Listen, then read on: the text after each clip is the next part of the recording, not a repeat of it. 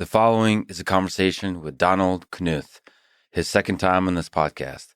Don is a legendary computer scientist, Turing Award winner, father of algorithm analysis, author of The Art of Computer Programming, creator of tech that led to late tech, and one of the kindest and most fascinating human beings I've ever got a chance to talk to.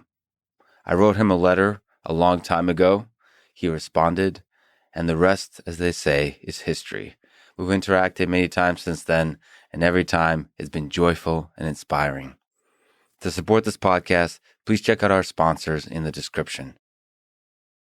As usual, I'll do a few minutes of ads now, no ads in the middle. I try to make this interesting, so hopefully you don't skip, but if you do, please still check out the sponsor links in the description. It is, in fact, the best way to support this podcast. I use their stuff. I enjoy it. Maybe you will too. This show is brought to you by Coinbase, which is a trusted and easy-to-use platform to buy, sell, and spend cryptocurrency. I use it. I love it. You can buy Bitcoin, Ethereum, Cardano, Dogecoin, and all the most popular digital currencies. Ever since I did a bunch of podcasts on cryptocurrency, there will be people that come up to me kind of curious about cryptocurrency and ask for advice of how they can get started with it. And I always recommend Coinbase. I think it's the easiest way to buy cryptocurrency and also to learn about the different cryptocurrencies. In fact, I agreed at some point recently, but also a long time ago, to talk to Coinbase CEO Brian Armstrong on this podcast. He's a fascinating guy. That's unrelated to the sponsorship, but I very much look forward to that because I like the way he looks at the digital currency, but even just the technology world. Anyway, go to coinbase.com/Lex. For a limited time, new users can get $5 in free Bitcoin when you sign up today at coinbase.com/Lex. That's coinbase.com/Lex. This show is also brought to you by Inside Tracker, a service I use to track biological biodata. They have a bunch of plans, most of which include a blood test that gives you a lot of information that you can then make decisions based on. They have algorithms that analyze your blood data, DNA data, and fitness tracker data to provide you with a clear picture of what's going on inside you and to offer you science-backed recommendations for positive diet and lifestyle changes. The great, the powerful Andrew Huberman talks a lot about Inside Tracker. David Sinclair also talks a lot about Inside Tracker, including in my conversation with him. They love it. I love it. In general, I just love the idea of using actual data from your body to make actionable decisions about lifestyle. For a limited time, you can get 25% off the entire Inside Tracker store if you go to insidetracker.com/Lex. That's insidetracker.com/Lex. This show is also brought to you by NetSuite. NetSuite allows you to manage financials, human resources, inventory, e-commerce, and many more business-related details, all in one place. Running a company of any size, really, is very hard because of all the moving pieces involved. I've actually recently had a few conversations with Jim Keller offline about various aspects of what it takes to not just design great products, but manufacture them at scale. It's a lot easier than it sounds if you make good decisions and think from first principles and make great hiring decisions, so you build a great team. But it's also a lot more difficult if you go in naively. It can be both easier than you think and harder than you think, depending on the choices you make. And again, depending on the tools you use. Anyway, right now, special financing is back for NetSuite. Head to netsuite.com/Lex to get their one-of-a-kind financing program. That's netsuite.com/Lex, netsuite.com/Lex. This show is also brought to you by ExpressVPN. I use them to protect my privacy on the internet. ISPs are able to collect your data if you don't use a VPN. Even when you're using incognito mode on your browser, it can still collect the data. So if you want to protect yourself from the ISPs and use a great tool for the job of preserving your privacy, you should definitely use a VPN, and ExpressVPN is my favorite VPN. Another useful reason to use ExpressVPN is you can change your location to watch shows that are only available to certain parts of the world. So you can travel the world without ever actually leaving your computer. Finally, I really just enjoy the quality of the interface. It does one job and it does it really well. It works on basically any operating system, including Linux, my favorite operating system. But anyway, if you go to expressvpn.com/LexPod, you'll get extra 3 months free. That's expressvpn.com/LexPod. This episode is also brought to you by BetterHelp, spelled HELP, help. They figure out what you need and match you with a licensed professional therapist in under 48 hours. I've actually recently had a conversation with Jay McClelland, who is one of the seminal figures in the early history of artificial intelligence and neuroscience, sort of at the intersection of those, or perhaps not neuroscience, but also cognitive science. So that whole sort of mix of biology and computation. He was part of the group with Jeff Hinton, from which emerged the Bragg propagation paper. Anyway, I mentioned all that because I had a conversation with him about psychiatry. He also wanted to be a psychiatrist growing up, as I have, and so very much believes in the magic of talk therapy, of exploring the human mind through talking. And so I think BetterHelp is worth trying. It's easy, private, affordable, available worldwide. Check them out at betterhelp.com/Lex. That's betterhelp.com/Lex. This is the Lex Friedman Podcast, and here is my conversation with Donald Knuth.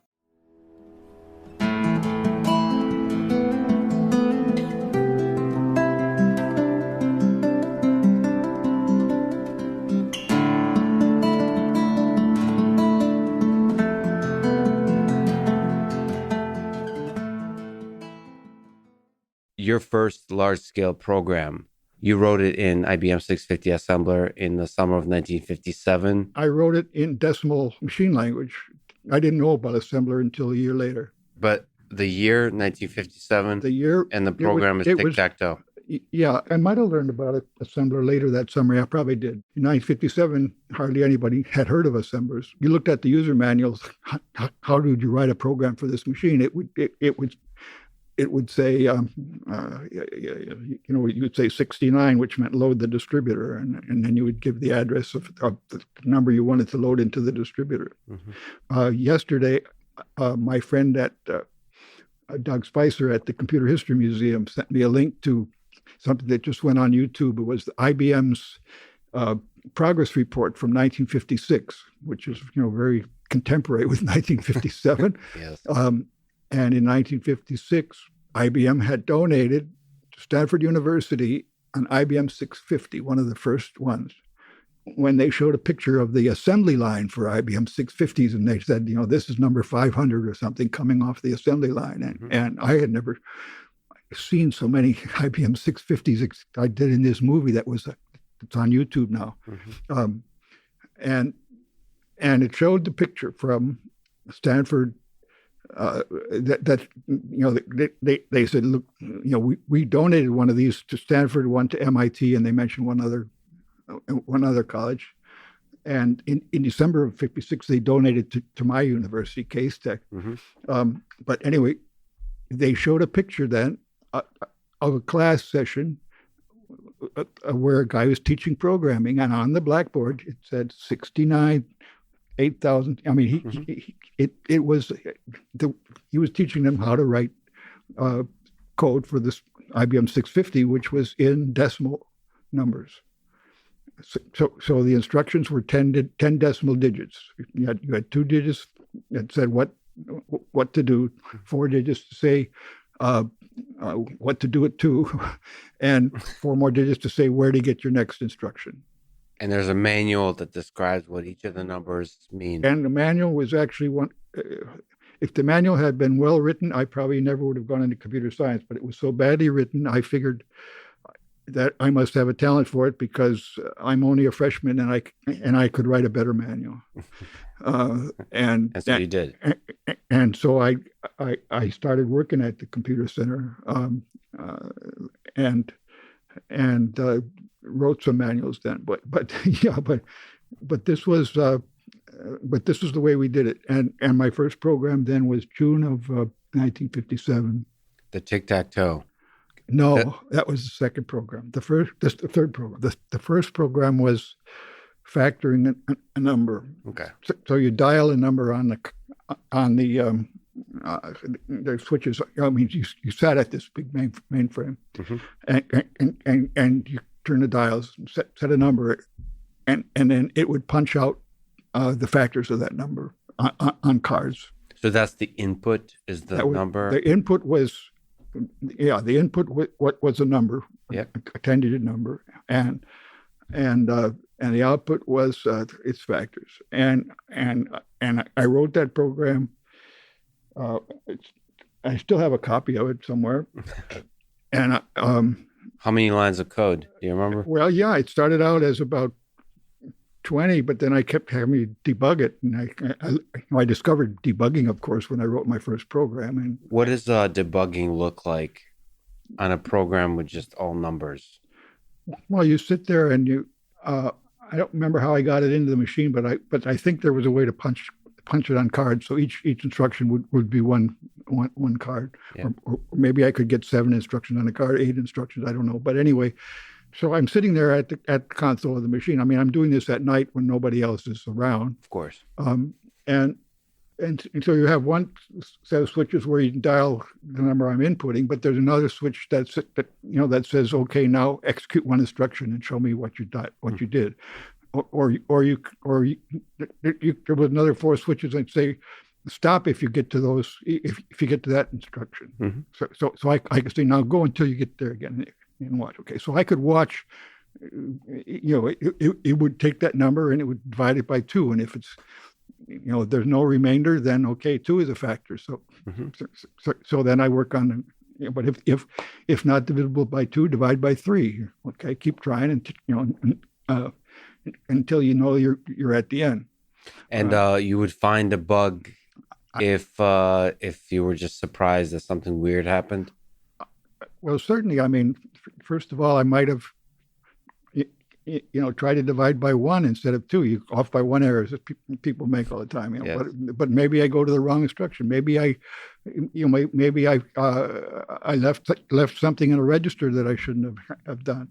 But the first bugs were pretty. I probably on the first night I was able to get the factors of 30. As equal to 2, 3, and 5. Okay.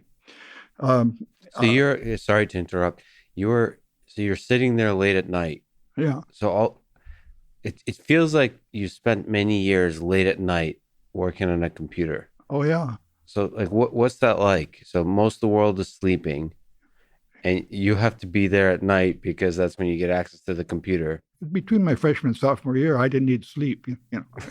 I used to do all-nighters. When I was in high school, I used to do the whole student newspaper every Monday night. I just stay up all night and it would be done on Tuesday morning.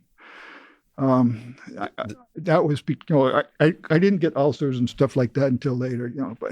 But well, I don't know if you know Rodney Brooks. Rod Brooks, of course. Yeah, he told me a story that. He really looked up to you. He was actually afraid of you. Vice versa, I must say. But when he tells a story when you were working on tech, that they screwed up something with a machine. I think this might have been MIT. I don't know. And you were waiting for them to fix the machine so you can get back to work late at night. Oh, that happened all the time. He was really intimidated. He's like, Dr. Knuth is not happy with this. Oh, that's interesting. But no, the machine at Stanford AI Lab was down an awful lot because they had many talented programmers changing the operating system every day. And so the operating system was getting better every day, but it was also crashing. So I wrote almost the entire manual for tech during downtime of that machine. But that's another story. Okay. Well, he was saying it's a hardware problem. they yeah. tried to fix it, and they reinserted something, and smoke was everywhere Oh, because wow. he was hurt. Oh, He that was, didn't happen as often as the operating system came. But yeah, there were. and it's a funny story because he was saying there's this Okay. tall Don Knuth that I look up Yeah, to, and I see. And there was pressure to I fix see. the computer. Well, It's funny. okay. The kind of things we remember that stick in our memory. Well, okay. Yeah. Well, I could tell you a bunch of Rod Brooks stories too, but let's go back to the 650. Yes. So uh, uh, so I'm debugging my first program, and I had more bugs in it than number of lines of code. I mean, the number of lines of code kept growing, and let me explain. So I had to punch the answers on cards. All right. Mm-hmm. So suppose I'm factoring the number 30, then I got to put 2 somewhere on the card. I got to put a 3 somewhere on the card. I got to put a 5 somewhere on the card, right? And you know what? It was my first program. I probably screwed up, and it fell off the edge of the card or something like that. But I didn't realize that there are some 10-digit numbers that have more than 8 factors. Mm-hmm.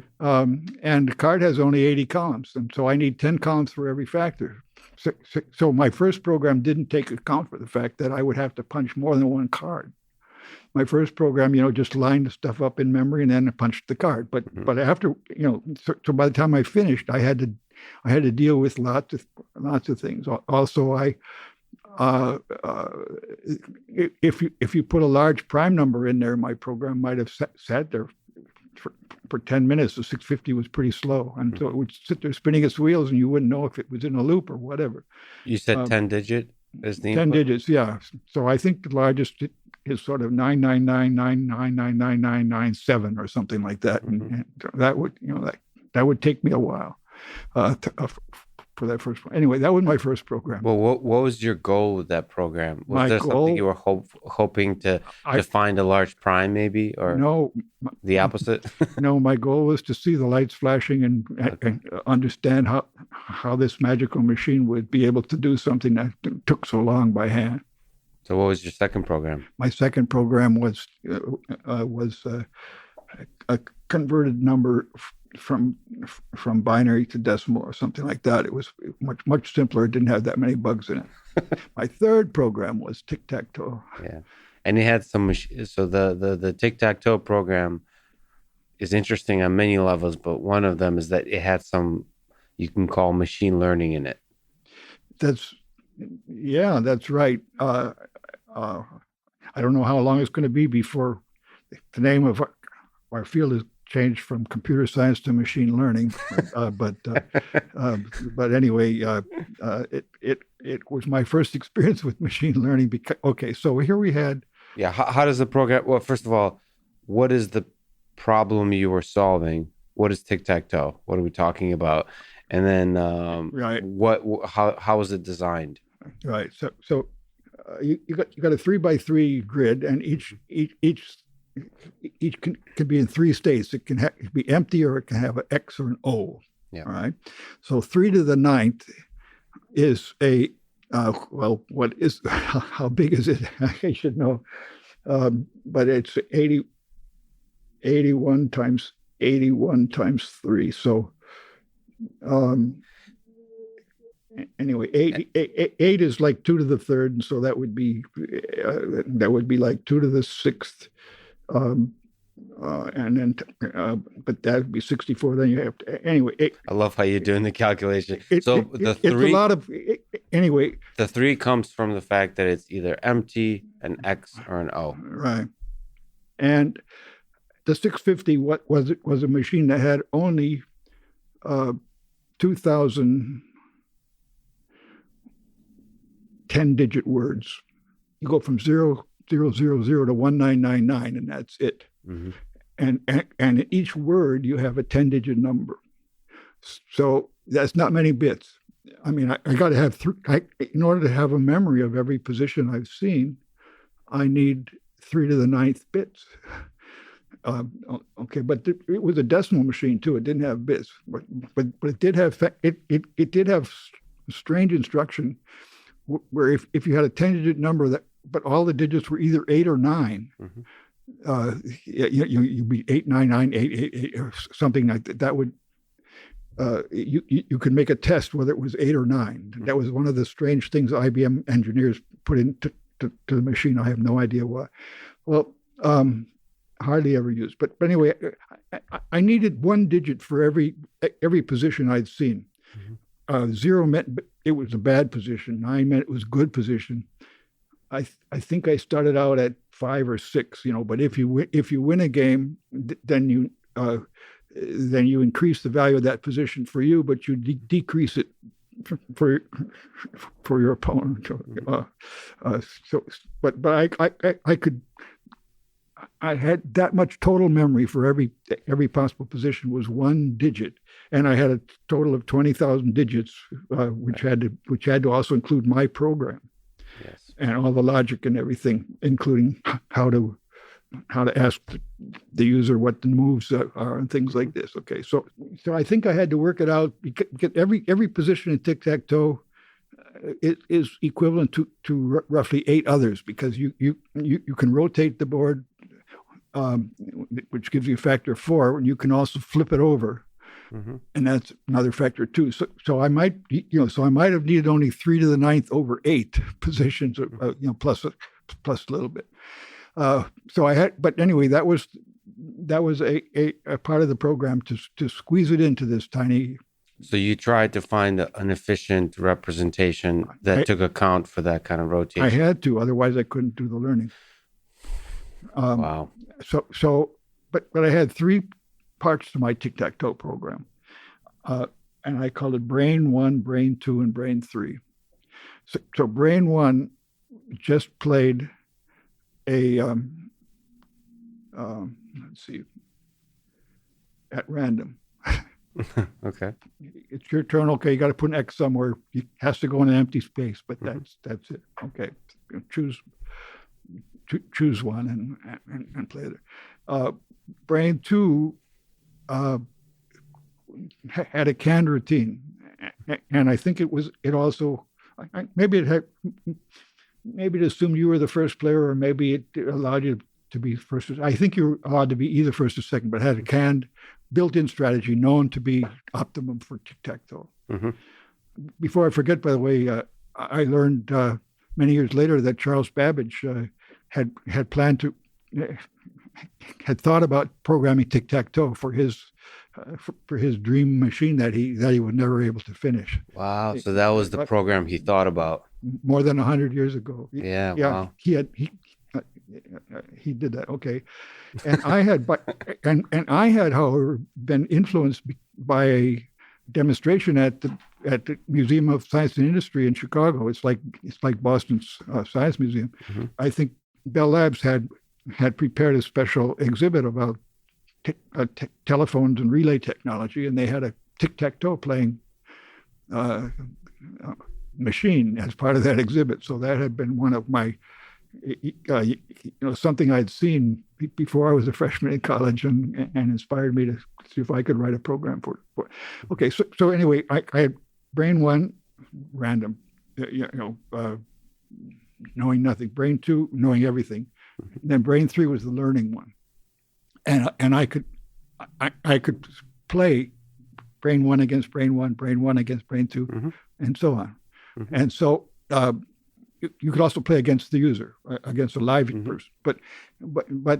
So I started going the learning thing, and I said, okay, take 2 random people just playing tic-tac-toe, knowing nothing. And after about, I forget the number now, but it converged after about 600 games to a safe draw. The way my program learned was actually, it learned how not to make mistakes, because how to. It didn't try to do anything for winning. It just tried to say draw. Not losing. Yeah, not lose. So that was probably because of the way I designed the learning thing. I could have, had a different reinforcement function that would reward brilliant play. But anyway, it didn't. And if I took a novice against the skilled player, it was able to learn how to play a good game. Cool. So that was that, and that was really my. But after I finished that, I felt I understood programming. Was there? Did a curiosity and interest in learning systems persist for you? So why did you want Brain 3 to learn? Yeah, I think naturally we're talking about Rod Brooks. He was teaching all kinds of very small devices to learn stuff. If a leaf drops off of a tree, he was saying something. Well, it learns if there's wind or not. But I mean, he pushed that a little bit too far. But he said he could probably train some little mini bugs to scour out dishes if he had enough financial support. I don't know. So. Can I ask you about that? Because he also mentioned that during those years there was discussion about, inspired by Turing, about computation. Of what is computation. Yeah. And yeah, I never thought about any stuff like that. That was way too philosophical. I mean, I was a freshman after all. I mean, I was pretty much a machine. So it's almost like, yeah, I got you. It's a tinkering mindset, not a philosophical mindset. It was just exciting to me to be able to control something, but not to say, am I solving a big problem or something like that, or is this a step for humankind or anything? No way. When did you first start thinking about computation in the big sense? Like the universal Turing machine sense. I mean, I had to pass I had to take classes on computability when I was a senior. So we read this book by Martin Davis, and yeah, this is cool stuff. But I learned about it because I needed to pass the exams. But I didn't invent any of that forward stuff. But I had great fun playing with the machine. I wrote programs because it was fun to write programs and get this. I mean, it was like watching miracles happen. You mentioned in an interview that when reading a program, you can tell when the author of the program changed. Oh, okay. Yeah. How the heck can you do that? Like, what makes a distinct style for a programmer, do you think? There's different, Hemingway has a style of writing versus James Joyce or something. Well, those are pretty, those are pretty easy to imitate, but it's the same with music and whatever. You can, I found, during the pandemic, I spent a lot more time playing the piano, and I found something that I had it when I was taking lessons, before I was a teenager, and it was Yankee Doodle played in the style of, and you had Beethoven, and you had Debussy and Chopin, and and the last one was Gershwin, and I played this over and over again. I thought it was so brilliant, but it was so easy, but also to appreciate how this author, Mario somebody or other, had been able to reverse engineer the styles of those composers. So, but now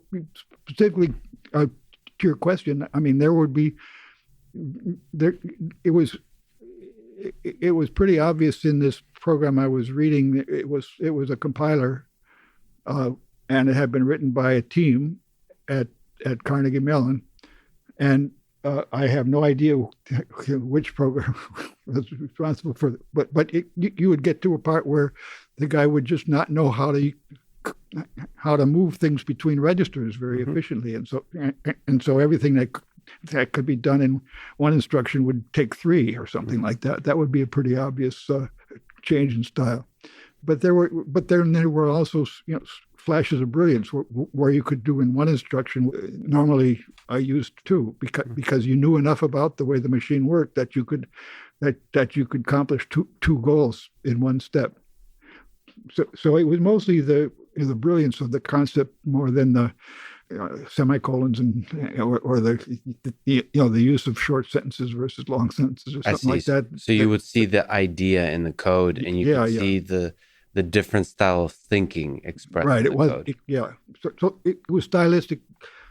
I mean, I could identify authors by the amount of technical aptitude they had, but not by style in the sense of rhythm or something like that. So if you think about Mozart, Beethoven, Bach, if somebody looked at Don Knuth code, would they be able to tell that this is a distinct style of thinking going on here? What do you think? And what would be the defining characteristic of the style? Well, my code now is literate programming, so it's a combination of English and C mostly. But if you just looked at the C part of it, you would also probably notice that I don't that I use a lot of global variables that other people don't, and I expand things inline more than instead of calling. Anyway, I have different subset of C that I use. Okay, but that's a little bit stylistic. Yeah. But with literate programming, you alternate between English and C or whatever. And by the way, people listening to this should look up literate programming. It's a very interesting concept that you proposed and developed over the years. Yeah. That's the most significant thing, I think, to come out of the tech project is that I realized that my programs were to be read by people and not just by computers, and that typography could massively enhance that.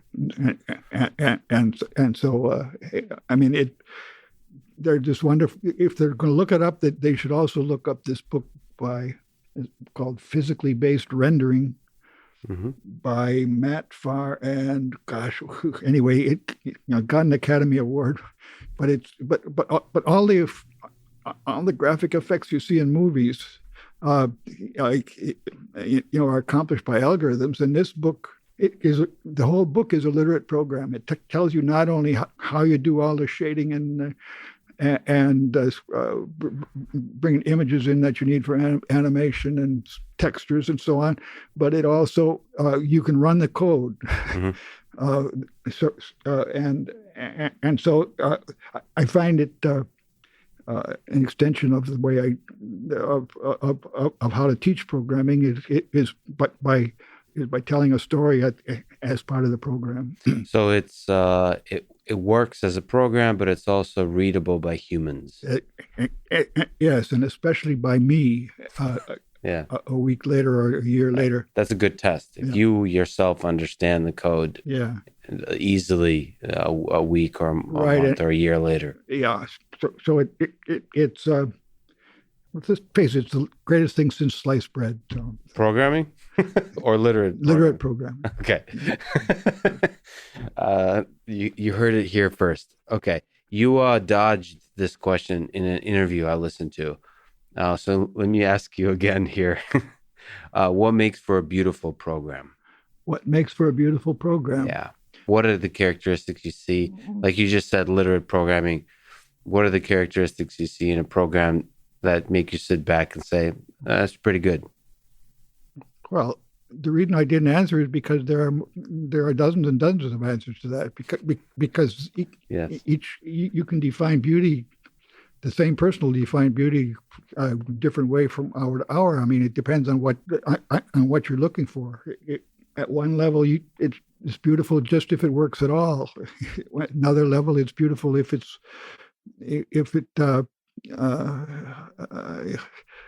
can be understood easily. It's beautiful if it uh, if it's literate programming, it's beautiful. It makes you laugh. I mean, Yeah. I'm with you. I think beauty, if it's readable, readable, yeah. is if you understand what's going on and also understand the elegance of thought behind it. And then also, as you said, wit and humor. I was always, I remember having this conversation. I had this conversation on Stack Overflow, whether humor is good in comments. And I think it is. Whether humor is good in comments. Like when you add comments in the code. Yeah. I always thought a little bit of humor is good. It shows personality. Mm-hmm. It shows character, shows wit and fun and all those kinds of things of the personality of the programmer. Yeah. Okay. So a couple of days ago, I received a wonderful present from my former editor at Addison Wesley. He's downsizing his house, and he found that somebody at the company had found all of their internal files about the art of computer programming from the 1960s, and they gave it to him. And then, before throwing it in the garbage. And then, so he said, "Oh yeah, he planned to keep it for posterity, but now he realized that posterity is a bit too much for him to handle, so he sent it to me."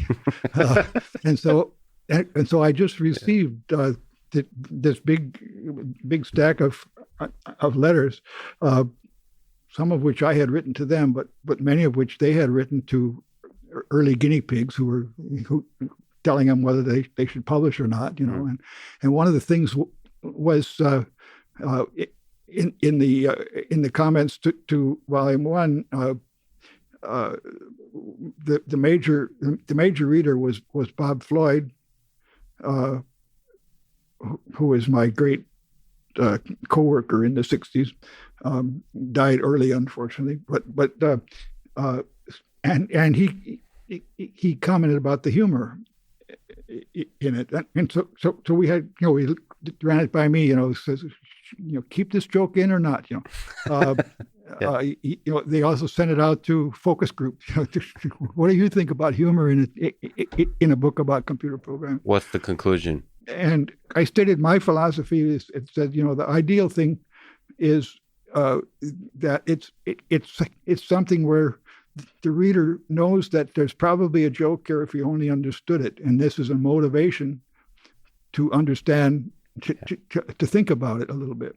But anyway, it's a very delicate humor. It's really each century invents a different kind of humor too. And different cultures have different kinds of humor. We talked about Russia a little bit offline. There's dark humor, and there's when a country goes through something difficult, right? Saturday Night Live and stuff like this, exactly. and Jack Benny. Steve Allen wrote this book about humor, and it was the most boring book. But he was one of my idols. But it's called The Funny Men or something like that. But yeah, okay. So anyway, I think it's important to know that this is part of life, and it should be fun and not. Yeah. And so I wrote this organ composition, which is based on the Bible, but I didn't refrain from putting little jokes in it also in the music. It's hidden in the music. It's there, yeah. A little humor is okay? Yeah, not egregious humor. So in this correspondence, there were things I said, I really shouldn't have done that. But other ones I insisted on, and I've got jokes in there that nobody has figured out yet. In fact, in volume 2, I've got a cryptogram, a message enciphered, and in order to decipher it, you're going to have to break an RSA key, which is larger than people know how to break. And so, if computers keep getting faster and faster, then might be 100 years, but somebody will figure out what this message is, and they will laugh. I've got a joke in there. So that one you really have to work for. I don't know if you've heard about this. let me explain it. Maybe you'll find it interesting. So OpenAI is a company that does AI work, and they have this language model. It's a neural network that can generate language pretty well. Uh-huh. But they also, on top of that, developed something called OpenAI Codex. And together with GitHub, they developed a system called OpenAI Copilot. Let me explain what it does. There's echoes of literate programming in it. So what you do is you start writing code and it completes the code for you. Uh-huh. So for example, let's go to your factoring program. You write in JavaScript and Python and any language that it trained on. You write the first line and some comments, like what this code does, and it generates the function for you. And it does an incredibly good job. Like, it's not provably right, but it often does a really good job of completing the code for you. I see. But how do you know whether it did a good job or not? You could see a lot of examples where it did a good job. And so it's not a thing that generates the code for you. It gives you, so it puts the human in the seat of fixing issues versus writing from scratch. Do you find that kind of idea at all interesting? Every year we're going to be losing more and more control over what machines are doing, and people are saying, well, it seems to. When I was a professor at Caltech in the 60s, we had this guy who talked a good game. He could give inspiring lectures, and you'd think, well, thrilling things he was talking about. An hour later, you say, well, what did he say? But he really felt that it didn't matter whether computers got the right answer or not. It just mattered whether it made you happy or not. In other words, if your boss paid for it, then you had a job. You could take care of your wife. So happiness is more important than truth. Exactly. He didn't believe in truth, but he was a philosopher. Yes, I like it. And somehow you see we're going that way. I mean, so many more things are taken over by saying, well, this seems to work. And when there's competing interests involved, neither side understands why the decision is being made. We realize now that it's bad, but consider what happens 5 years, 10 years, years down the line when things get even more further detached, and each thing is based on something from the previous year. Yeah. So you start to lose, the more you automate, the more you start to lose track of some deep human things. Exponentially. But so that's the dark side. The positive side is the more you automate, the more you let humans do what humans do best. So maybe programming, maybe humans should focus on a small part of programming that requires that genius, the magic of the human mind, and the mess you let the machine generate. Yeah. I mean, that's the positive, but of course it does come with the darkness, of automation. What's better, correctness? I'm never going to try to write a book about that. I'm never going to recommend to any of my students to work for them. Sure. So you're on the side of correctness, not beauty. I'm on the side of not happiness. Understanding. Understanding. And I think these things are really marvelous if what they do is, all of a sudden we have a better medical diagnosis or it'll help guide some scientific experiment or something like this, curing diseases or whatever. But when it affects people's lives in a serious way, so if you're writing code for, here, this is great. This will make a slaughter bot. Okay. So I see. So you have to be very careful. Like right now, it seems like fun and games. It's useful to write a little JavaScript program that helps you with a website. But like you said, 1 year passes, 2 years passes, 5 years, and you forget. You start building on top of it. And then all of a sudden you have autonomous weapon systems based. Well, we're all dead. It doesn't matter in that sense. Well, in the end, this whole thing ends anyway. Yeah. So, but Well, it pays there is a heat death of the universe predicted, but I'm trying to postpone that for a little bit. Well, it'd be nice that at the end, as we approach the heat death of the universe, there's still some kind of consciousness there to appreciate it. Hopefully, human consciousness. I'll settle for 10 to the 10 to the 10 to the 10th year, some finite number. But things like this might be the reason we don't pick up any signals from extraterrestrial. They don't want anything to do with us. No, because they destroyed they themselves. invented it too, and So you do have a little bit of worry on the existential threats of AI and automation. So like removing the human from the picture, etc. Yeah, people have more potential to do harm now than by far than they did 100 years ago. But are you optimistic about the humans are good at creating destructive things, but also humans are good at solving problems? Yeah, I mean, there's half empty and half full. So how are we half full or what? I can go. Yeah. So let me put it this way, because it's the only way I can be optimistic. But think of things that have changed because of civilization. They don't occur just in nature. So just imagine the room we're in, for example. Okay, we've got pencils, we've got books, we've got tables, we've got microphones, clothing, food. All these things were added. Somebody invented them one by one, and millions of things that we inherit. Okay, and it's inconceivable that so many millions of billions of things wouldn't have problems, and we get it all right, and each one would have no negative effects and so on. So it's very amazing that as much works as does work.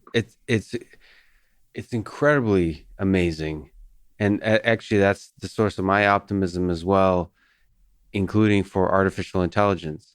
So we drive over bridges, we use all kinds of technology. We don't know how it works, and there's millions of brilliant people involved in building a small part of that, and it doesn't go wrong, and it works. And I mean that it works. It doesn't go wrong often enough for us to suffer. And we can identify things that aren't working and try to improve on them in a often suboptimal way. Oh, absolutely. But it's still but the kind of things that I know how to improve require human beings to be rational, and I'm losing my confidence that human beings are rational. Yeah. Now here you go again with the worst case analysis. Okay. They may not be rational, but they're clever and beautiful in their own kind of way. Yeah. I tend to think that most people have the desire and the capacity to be good to each other, and love will ultimately win out. Like if they're given the opportunity, that's where they lean. In The Art of Computer Programming, you wrote, "The real problem is that programmers have spent far too much time worrying about efficiency in the wrong places and at the wrong times.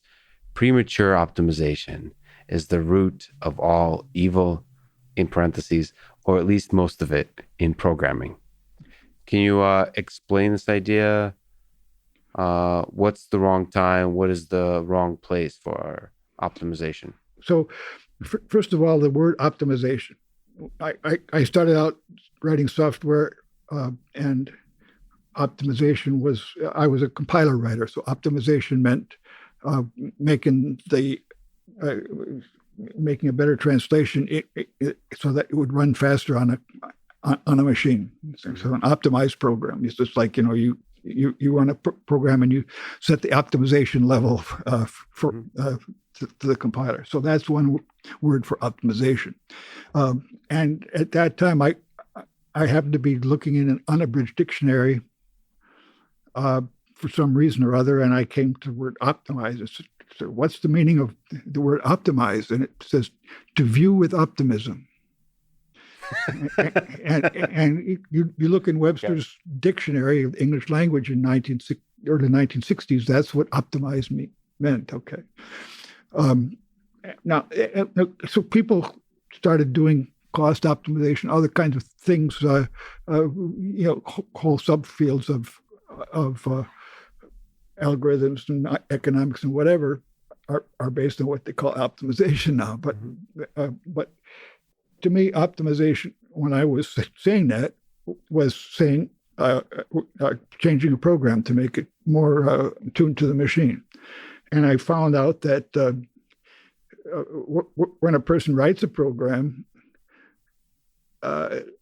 he or she tends to think that the parts that were hardest to write are going to be hardest for the computer to execute. So maybe I have 10 pages of code, but I had to work a week writing this page. I mentally think that when the computer gets to that page, it's going to slow down. Right. It's going to say, "Oh, I don't understand what I'm doing. I better be more careful." Anyway, this is, of course, silly, but it's something that we don't know when we write a piece of code. We don't know whether the computer is actually going to be executing that code very much. Mm-hmm. So people had a very poor understanding of what the computer was actually doing. Mm-hmm. I made one test where we studied a Fortran compiler, and it was spending more than 80% of its time reading the comments card. Mm-hmm. But as a programmer, we were really concerned about how fast it could take a complicated expression that had lots of levels of parentheses and convert that into something. But that was just less than 1% of the. So if we optimized that, we didn't know what we were doing. But if we knew that it was spending 80% of its time on the comments card, in 10 minutes we could make the compiler run more than twice as fast. And you can only do that once you've completed the program, and then you empirically study where. I had some kind of profiling that I knew what was important. Yeah. So you don't think this applies generally? I mean, there's something that rings true to this across all of programs. I'm glad that it applied generally, but it was only my good luck. I said it, but I said it in a limited context, and I'm glad if it makes people think about stuff, because but it applies in another sense too. That is, sometimes I will do optimization in a way that does help the actual running time, but makes the program impossible to change next week, right, because I've changed my data structure or something that made it less adaptable. So one of the great principles of computer science is laziness, or whatever you call it, late binding. Don't hold off decisions when you can, and we understand now quantitatively how valuable that is.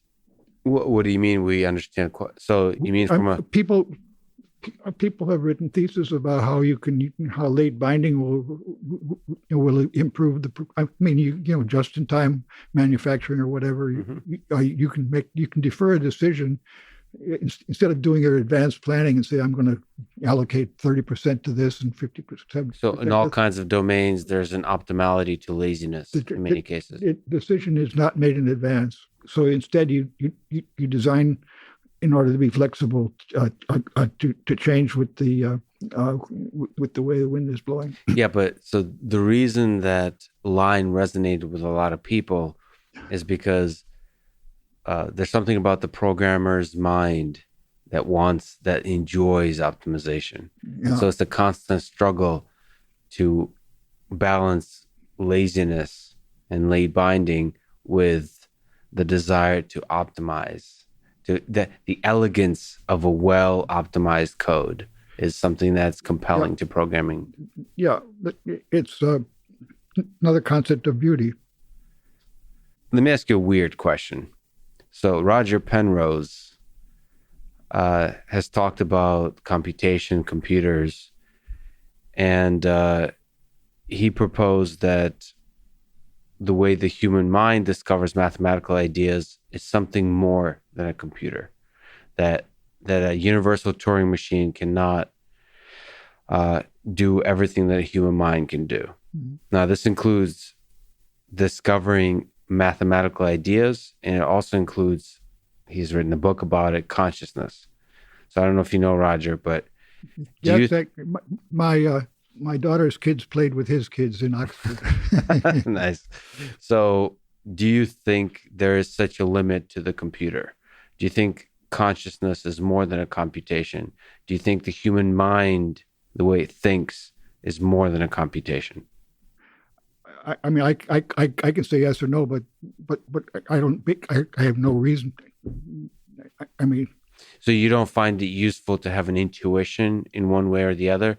Like when you think about algorithms, isn't it useful to think about the limits?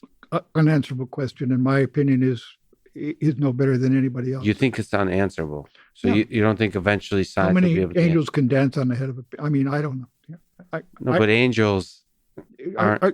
Anyway, there are lots of things that are beyond that we can speculate about, but I don't want somebody to say, "Oh yeah, Knuth said this," and so he's smart, and so that must be. I mean, I say it's something that we'll never know. So, interesting. Okay, that's a strong statement.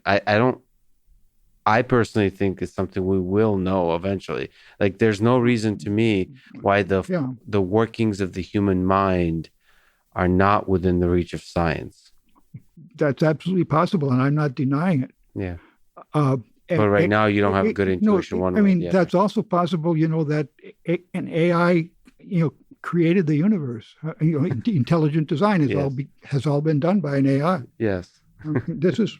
I mean, all of these things are, but you're asking me to pronounce on it, and I don't have any expertise. I'm a teacher that passes on knowledge, but I don't know the fact that I vote yes or no on. Well, you do have expertise as a human, not as a teacher or a scholar of computer science. I mean, that's ultimately the realm of where the discussion of human thought. Yeah, well, I know where and consciousness is. I know where Penrose is coming from. I'm sure he has no. He might even thought he proved it, but no, he doesn't. He doesn't prove it. He is following intuition. But I mean, you have to ask John McCarthy. John McCarthy, I think, was totally unimpressed by these statements. Yeah. So you don't think so? Even like the Turing paper on the Turing tests that starts by asking, "Can machines think?" Oh, you don't think these kind of Turing doesn't like that question. Yeah, I don't consider it important. Let's put it that way, because it's in the category of things that it would be nice to know, but I think it's beyond knowledge, and so I don't. I'm more interested in knowing about the Riemann hypothesis or something. So when you say it's an interesting statement, beyond knowledge. Yeah, I think what you mean is it's not sufficiently well. It's not even known well enough to be able to formalize it in order to ask a clear question. Yeah, and so that's why it's beyond knowledge. But that doesn't mean it's not eventually going to be formalized. Yeah. Maybe consciousness will be understood someday. But the last time I checked, it was still 200 years away. I mean, I haven't been specializing in this by any means, but I went to lectures about it 20 years ago when I was. There was a symposium at the American Academy in Cambridge, and it started out by saying essentially. Everything that's been written about consciousness is hogwash. I tend to disagree with that a little bit. So consciousness for the longest time still is in the realm of philosophy. So it's just conversations without any basis and understanding. Still, I think once you start creating artificial intelligence systems that interact with humans and they have personality, they have identity, you start flirting with the question of consciousness, not from a philosophical perspective, but from an engineering perspective. Yeah. And then it starts becoming much more like, I feel like... Yeah. Don't misunderstand me. I certainly don't disagree with that at all. And even at these lectures that we had, 20 years ago, there were neurologists pointing out that human beings had actually decided to do something before they were conscious of making that decision. Yeah. I mean, they could tell that that signals were being sent to their arms before they knew that they were, and things like this are true. And my Les Valiant has an architecture for the brain, and more recently Christos Papadimitriou in the Academy Science Proceedings a year ago with two other people, but I know Christos very well, and he's got this this model of this architecture by which you could create things that correlate well with experiments that are done on consciousness, and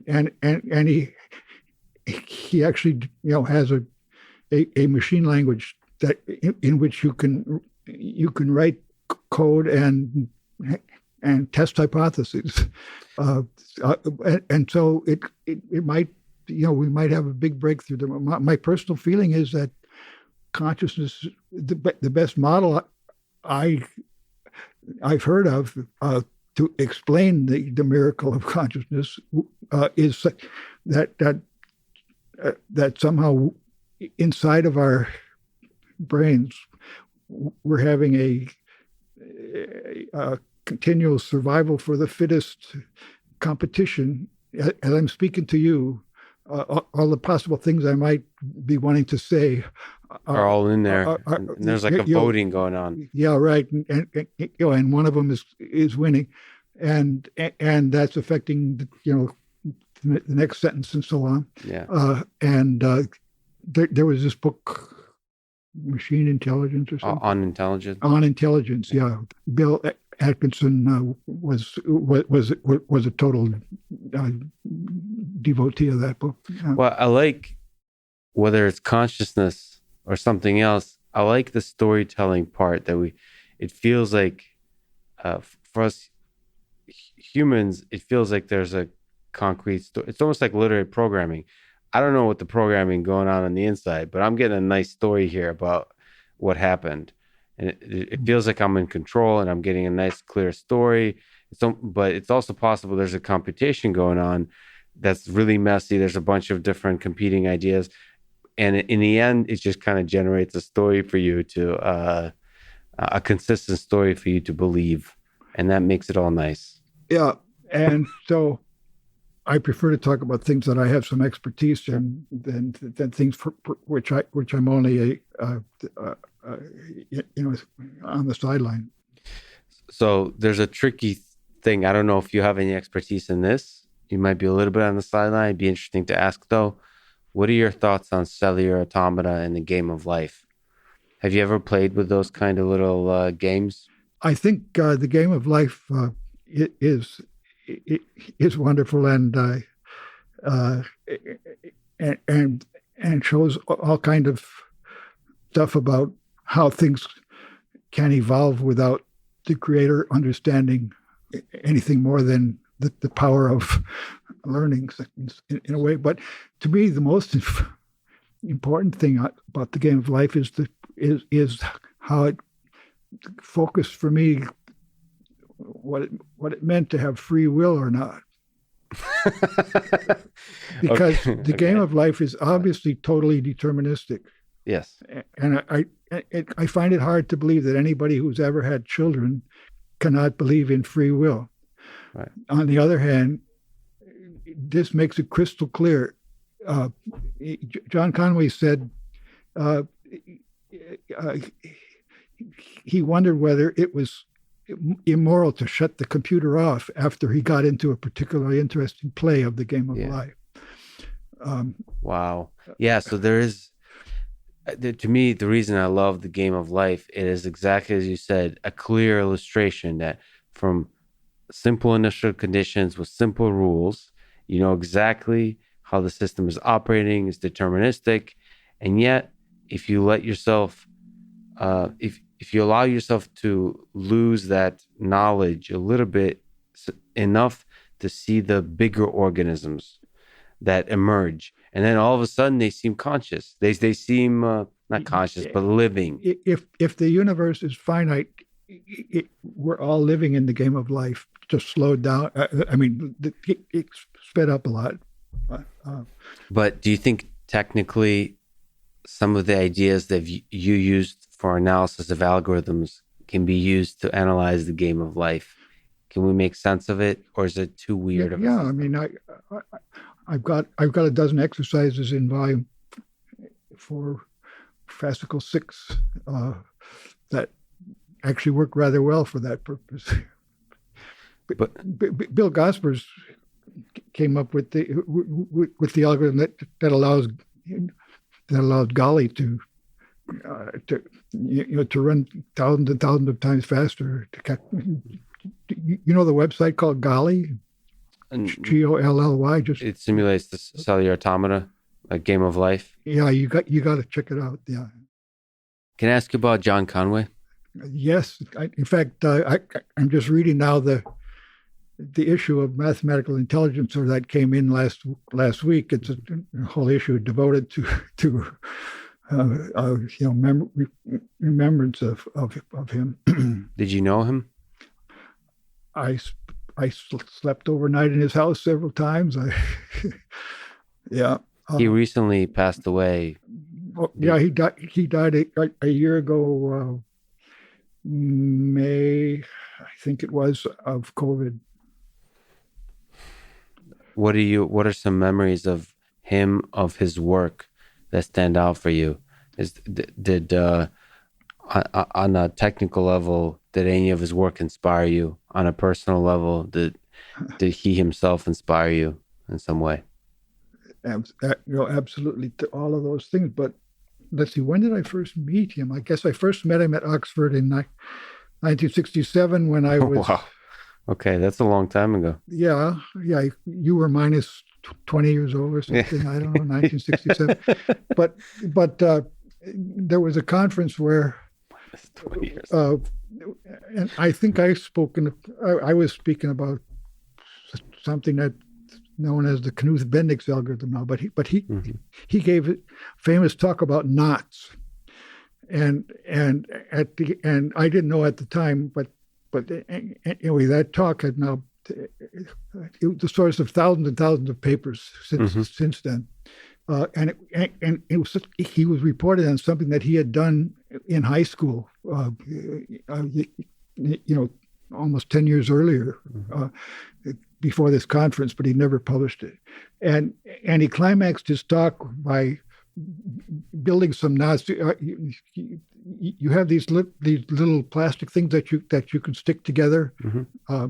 It's something like Lego, but easier. Mm-hmm.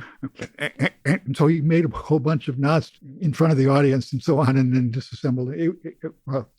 It was a dramatic lecture before he had learned how to give even more dramatic lectures later.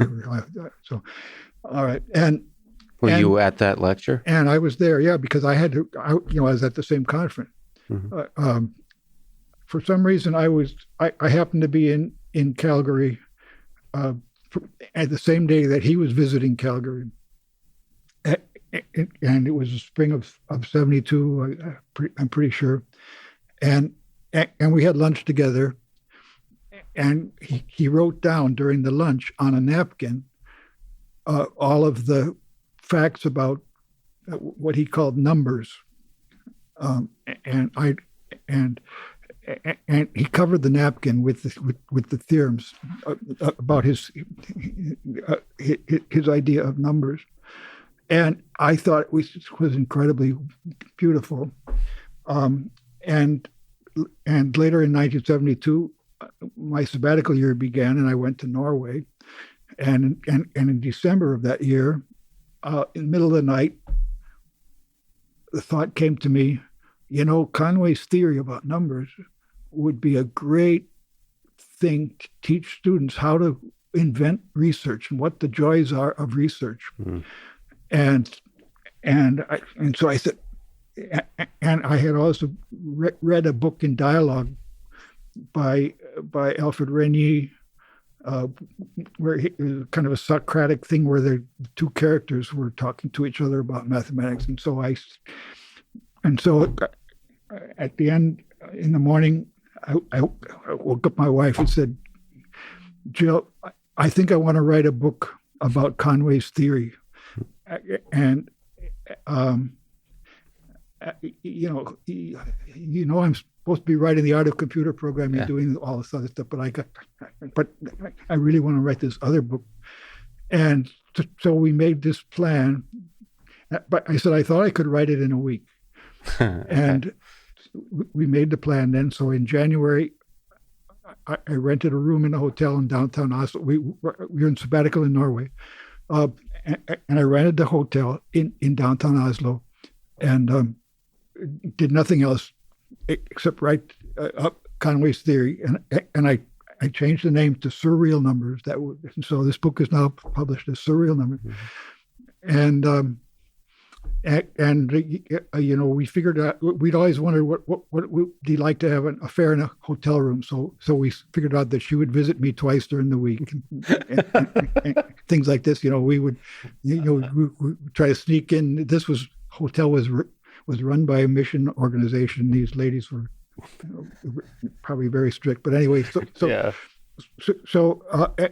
a wild week in every way. But the thing is, I had lost that napkin in which he wrote the theory. But I looked for it, but I couldn't find it. So I tried to recreate from memory what he had told me at that lunch in Calgary. And as I wrote the book, I was going through exactly what the characters in the book were supposed to be doing. So I start with the two axioms that start out the whole thing, and everything is defined, flows from that, but you have to discover why. And as every mistake that I make as I'm trying to discover it, my characters make too, and so it's a long story, but I worked through this week, and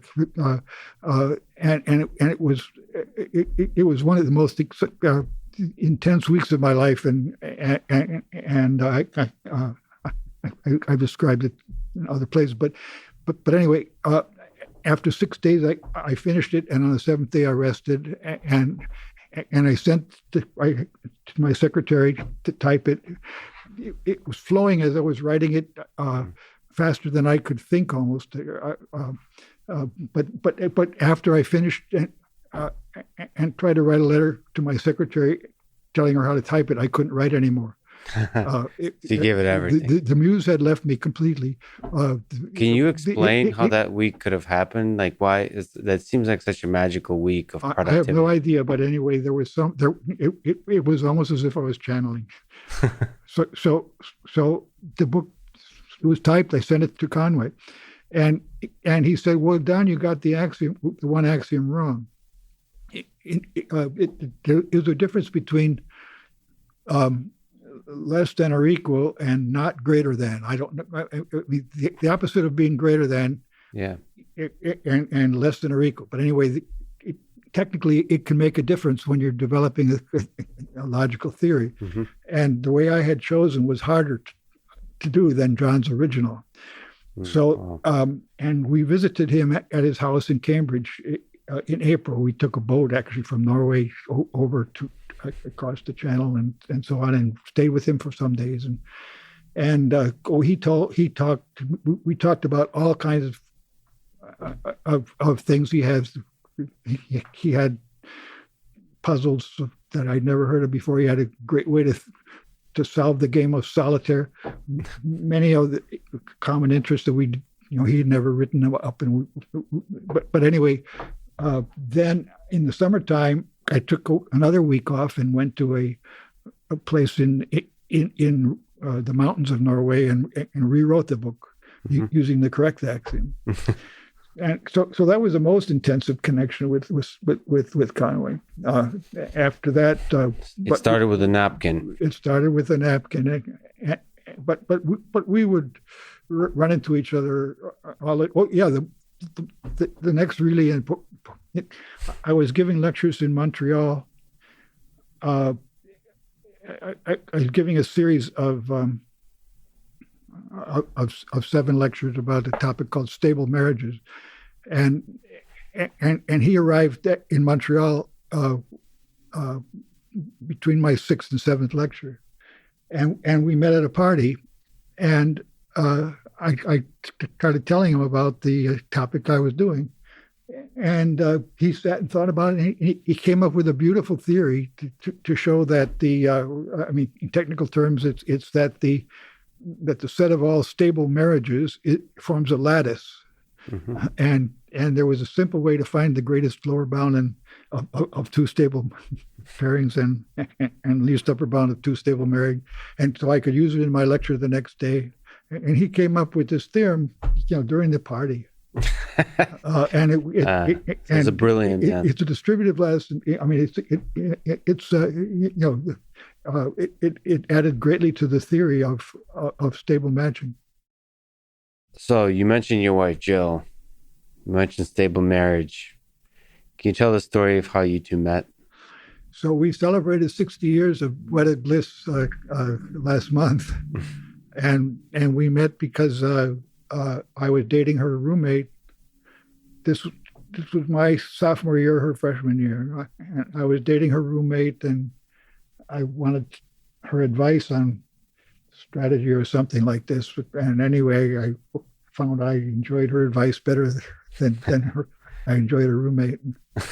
You guys were majoring the same thing? No. Because I read something about working on a computer in grad school on a difficult computer science topic. So she's an artist, and I'm a geek. And what was she doing with a computer science book? Or I read was it the manual that she was reading? What was she reading? I wrote the manual that she had.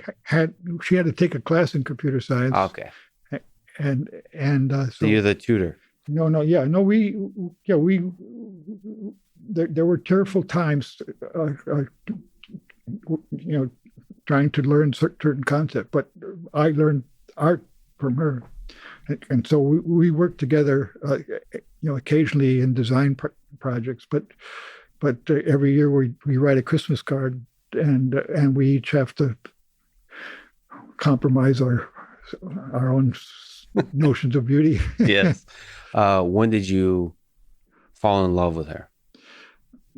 That day that I asked her about her roommate. Okay. I mean, no, I okay. So I don't mind telling these things, depending on how far you go. But let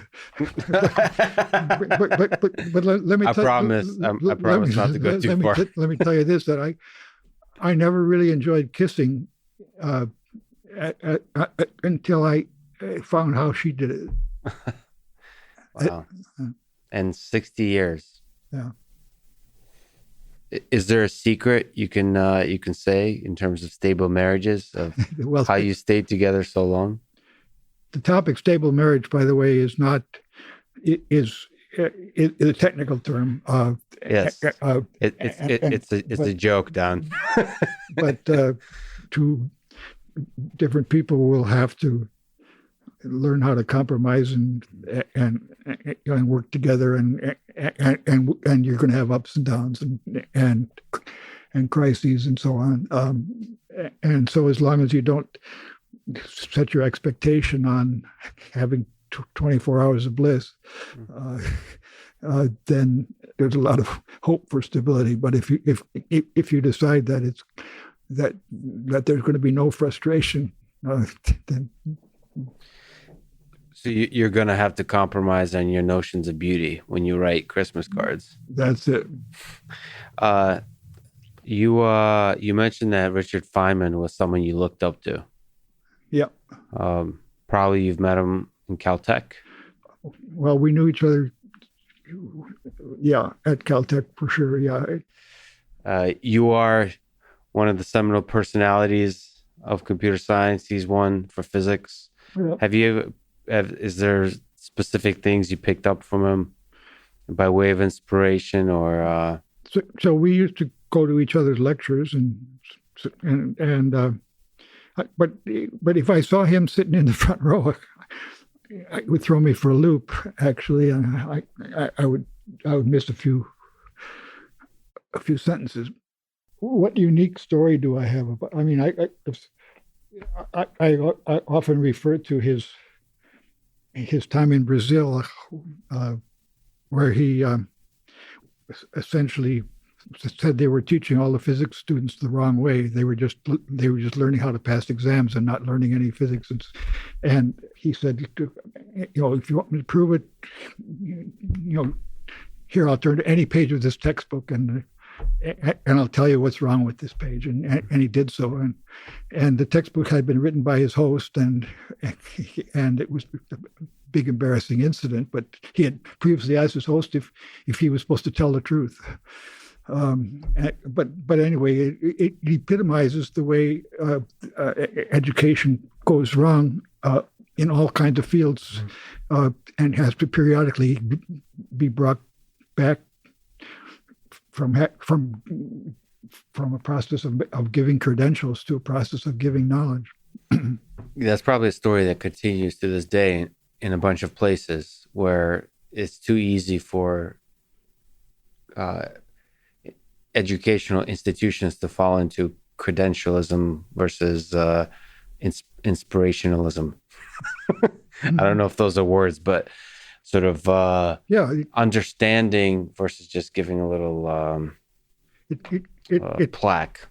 And it's very much like what we were talking about. If you want the computer to if you want to be able to believe the answer a computer is doing, that one of the things Bob Floyd showed me in the 60s, there was he loved this cartoon. There were two guys standing in front of, in those days, a computer was a big thing, and the first guy says to the other guy, he said, "This machine can do in 1 second what it would take 1 million people to do in 100 years. And the other guy says, "Oh, so how do you know it's right?" That's a good line. Is there some interesting distinction between physics and math to you? Have you looked at physics much? Speaking of Richard Feynman, so the difference between the physics community, the physics way of thinking, the physics intuition versus the computer science, the theoretical computer science, the mathematical sciences. Do you see that as a gap? Or are they strongly overlapping? It's quite different, in my opinion. I started as a physics major and I switched into math, and probably the reason was that I could get A+ on the physics exam, but I never had any idea why I would have been able to come up with the problems that were on those exams. But in math, I knew why the teacher set those problems, and I thought of other problems that I could set too. And I believe it's quite a different mentality. It has to do with your philosophy of geekdom? Geeks? No, I mean, some of my computer scientist friends are really good at physics and others are not. And I'm really good at algebra, but not at geometry. Talk about different parts of mathematics. So they're different kind of physics, but physicists think of things in terms of waves, and I can think of things in terms of waves, but it's like a dog walking on hind legs if I'm thinking about. So you basically like to see the world in discrete ways, and then physics is more continuous. Yeah, I'm not sure if Turing would have been a great physicist, I think it was a pretty good chemist, but I don't know. But anyway, I see things. I believe that computer science is largely driven by people who have brains who are good at resonating with certain kind of concepts. And like quantum computers, it takes a different kind of brain. Yeah, so, that's interesting. Yeah. It's well, quantum computers is almost like at the intersection in terms of brain between computer science and physics, because it involves both, at least at this time. But there is, like, the physicists I've known, they have incredibly powerful intuition. And they're, I mean, statistical mechanics. So I study statistical mechanics and you know, I mean, random processes are related to algorithms in a lot of ways, and so, but there's lots of different flavors of physics as there are different flavors of mathematics as well. But the thing is that I don't see, well, actually, when they talk to physicists, use a completely different language than when they're talking to when they're writing expository papers. And so I didn't understand quantum mechanics at all from reading about it in Scientific American. But when I read, you know, how they described it to each other, talking about eigenvalues and various mathematical terms that made sense, then it made sense to me. But Hawking said that every formula you put in a book, you lose half of your readers. And so he didn't put any formulas in his book. So I couldn't understand his book at all. You could say you understood it, but I really didn't. Well, Feynman also spoke in this way. So Feynman, I think, prided himself on really strong intuition, but at the same time, he was hiding all the really good, the deep computation he was doing. So there was one thing that I was never able to. I wish I'd had more time to work out with him, but I guess I could describe it for you. There's something that got my name attached to it called Knuth arrow notation, but it's a notation for very large numbers, and so I find out that somebody invented it in the 1830s. It's fairly easy to understand anyway. So you start with x plus x plus x plus x n times, and you can call that xn. So xn is multiplication. Then you take x times x times x times x and n time. That gives you exponentiation, x to the nth power. So that's one arrow. So xn with no arrows is multiplication. X arrow n is x to the nth power. Okay? Yeah. So just to clarify for the so x times x times x n times is obviously xn. X plus x plus x n times. You know, oh yeah, okay, and then xn, no and arrow. Then multiplication is x to the n, and then here the arrow is when you're doing the same kind of repetitive operation for the exponential. So I put in one arrow and I get x to the nth power. Now I put in two arrows, and that takes x to the x to the x to the x to the x n times power. So in other words, if it's two double arrow 3, that would be 2 to the 2 to the 2. So that would be 2 to the 4th power. That'd be 16. Okay. So that's the double arrow, and now you can do a triple arrow, of course, and so on. And I had this paper called essentially big numbers. You try to impress your friend, but by saying a number they've never thought of before. Yeah. And I gave a special name for it, and designed a font for it that has script K and so on. But it really is 10. I think like 10 quadruple arrow 3 or something like that. And I claim that number, it is so mind-boggling that you can't comprehend how large it is. but anyway, Feynman. I talked to Feynman about this, and he said, "Oh, let's just use double arrow, but instead of taking integers, let's consider complex numbers." So you have x arrow 2. That means x to the x, or x. But what about x double arrow 2.5? Well, that's not too hard to figure out. That's interpolate between those. But what x double arrow I, or 1 plus I, or some complex number, so he claimed that there was no analytic function that would do the job. But I didn't know how he could claim that wasn't true. And his next question was to then have a complex number of arrows. Okay. Yeah. Okay. Wow. Okay. Okay. So that's Feynman. That's Feynman. Yeah.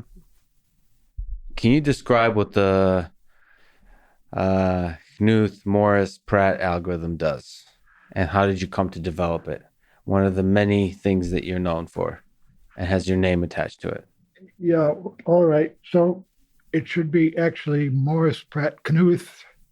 But we decided to use alphabetical order when we published the paper. The problem is something that everybody knows now if they're using a search engine. You have a large collection of text, and you want to know if the word Knuth appears anywhere in the text, say, or some other word that's less interesting than Knuth. Okay. But anyway, that's the most interesting like word. Morris or something. Like Morris, right? So anyway, we have a large piece of text, and it's all one long, one-dimensional thing. First letter, second letter, and et cetera, et cetera, et cetera. And so the question, you'd like to be able to do this quickly. And the obvious way is, let's say we're looking for Morris. Then so we would go through and wait till we get to letter M. Then we look at the next word, and sure enough, it's an O, and then an R. But then, too bad. The next letter is E. Mm-hmm. So we missed out on Morris. And so we go back and start looking for another. Okay. All over again. So that's the obvious way to do it. Yeah. All right. And Jim Morris noticed there was a more clever way to do it. The obvious way would have started, let's say we found that letter M at character position 1000. Mm-hmm. So it would have started next at character position 1001. Mm-hmm. But he said, no, look, we already read the O and the R, and we know that they aren't M's, so we can start. We don't have to read those over again. Mm-hmm. All right. So and this gets pretty tricky when the word isn't Morris, but it's more like abracadabra, where you have patterns that are occurring. Like repeating patterns at the beginning, at the middle, right? end. Right. So he worked it out, and he put it into the system software at Berkeley, I think it was, where he was writing some Berkeley Unix. I think it was some routine that was supposed to find occurrences of patterns in text, and but he didn't explain it, and so he found out that several months later somebody had looked at it, didn't look right, and so they ripped it out. So he had this algorithm, but it didn't make it through, because it wasn't understood. Mm-hmm. Nobody knew about this particularly. Von Pratt also had independently discovered it a year or two later. Mm-hmm. I forget why. I think Von was studying some technical problem about palindromes or something like that. He wasn't really. Von wasn't working on text searching, but he was working on an abstract problem that was related. Well, at that time, Steve Cook was a professor at Berkeley, and it was the greatest mistake that Berkeley CS department made was not to give him tenure. So Steve went to Toronto, but I knew Steve while he was at Berkeley, and he had come up with a very peculiar theorem about a technical concept called a stack automaton. And a stack automaton is a machine that it can't do everything a Turing machine can do, but it can only look at something at the top of a stack, or it can put more things on the stack, or it can take things off the stack. Like it can't remember a long string of symbols, but it can remember them in reverse order. So if you tell a stack automaton A, B, C, D, E, it can tell you afterwards E, D, C, B, A. It doesn't have any other memory except this one thing that it can see. And Steve Cook proved this amazing thing that says if a stack automaton can recognize a language where the strings of the language are length n in any amount of time whatsoever, so the stack automaton might use a zillion steps, a regular computer can recognize that same language in time n log n. So Steve had a way of transforming a computation that goes on and on and on and on into using different data structures into something that you can do on a regular computer fast. The stack automaton goes slow, but somehow the fact that it can do it at all means that there has to be a fast way. So I thought this was a pretty cool theorem, and so I tried it out on a problem where I knew a stack automaton could do it, but I couldn't figure out a fast way to do it on a regular computer. I thought I was a pretty good programmer, but by golly, I couldn't think of any way to recognize this language efficiently. So I went through Steve Cook's construction. I filled my blackboard with everything that stack automaton did. I wrote down, and then I tried to see patterns in that, and how did he convert that into a computer program on a regular machine? And finally, I psyched it out. What was the thing I was missing, so that I could say, "Oh yeah, this is what I should do in my program," and now I have an efficient program. And so I would never have thought about that if I hadn't had his theorem, which was purely abstract thing. So you used this theorem to try to intuit how to use the stack automaton for the string matching problem. Yeah. So the problem I had started with was not the string matching problem, but then I realized that the string matching problem was another thing, which would also could be done by a stack automaton. And so when I looked at what that told me, then I had a nice algorithm for this string matching problem, and it told me exactly what I should remember as I'm going through the string, and I worked it out, and I wrote this little paper called "Automata Theory Can Be Useful," and the reason was that it was first. I mean, I had been reading all kind of papers about automata theory. But it never taught me. It never improved my programming for everyday problems. It was something that you published in journals, and it was interesting stuff. But here was a case where I couldn't figure out how to write the program. I had a theorem from automata theory, then I knew how to write the program. So this was for me a change in life. I started to say maybe I should learn more about automata theory, and I showed this note to Von Pratt, and he said, that's similar to something I was working on. And then and Jim Morris was at Berkeley too at the time. Anyway, he's had an illustrious career, but I haven't kept track of Jim. But Von is my colleague at Stanford. And my student later, but this was before Von Ron was still a graduate student and hadn't come to Stanford yet. So we found out that we'd all been working on the same thing. So it was our algorithm. We each discovered it independently, but each of us had discovered a different part of the elephant, a different aspect of it, and so we could put our things together. It was my job to write the paper. How did the elephant spring to life? Spring to life was because I had drafted this paper, Atomic Theory. Oh, can be useful, which was seen by Vaughn and then by Jim, and then we combined because maybe they had also been thinking of writing something up about it. About specifically the string matching problem. Specifically the string matching problem and a period. Let me ask a ridiculous question. Last time we talked, you told me what the most beautiful algorithm is, actually, for strongly connected graphs. What is the hardest problem, puzzle, idea in computer science for you personally that you had to work through?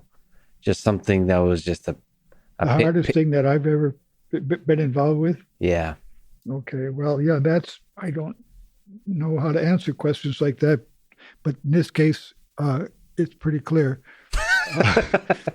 Okay. Because it's called the birth of the giant component. Okay. Mm-hmm. So now let me explain that, because this is actually gets into physics too. And it gets into something called Bose-Einstein statistics, but anyway, it's got some interesting stories in it connected with Berkeley again. So start with the idea of a random graph. Now this is here we just say we have n points that are totally unconnected, and there's no geometry involved. There's no saying some points are further apart than others. All points are exactly alike. And let's say we have 100 points, and we number them from 0 to 99. Mm-hmm. All right. Now let's take pi, the digits of pi. So 2 at a time.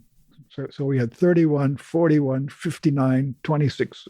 We can go through pi. Mm-hmm. And so we take the first two, 31, 41, and let's put a connection between point 31 and point 41. Mm-hmm. That's an edge in the graph. So then we take 5, 9, 2, 6 and make another edge.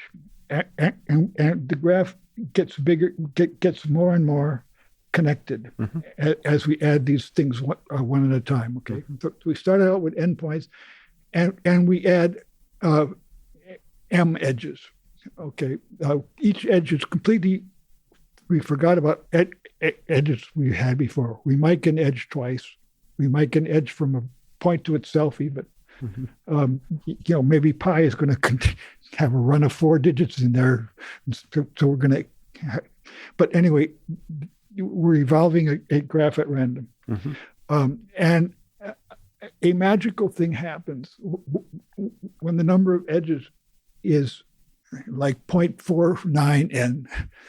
So maybe n is 1,000,000, and I have, 490,000 edges. Then it almost all the time, it consists of isolated trees, mm-hmm. not even any loops. Right.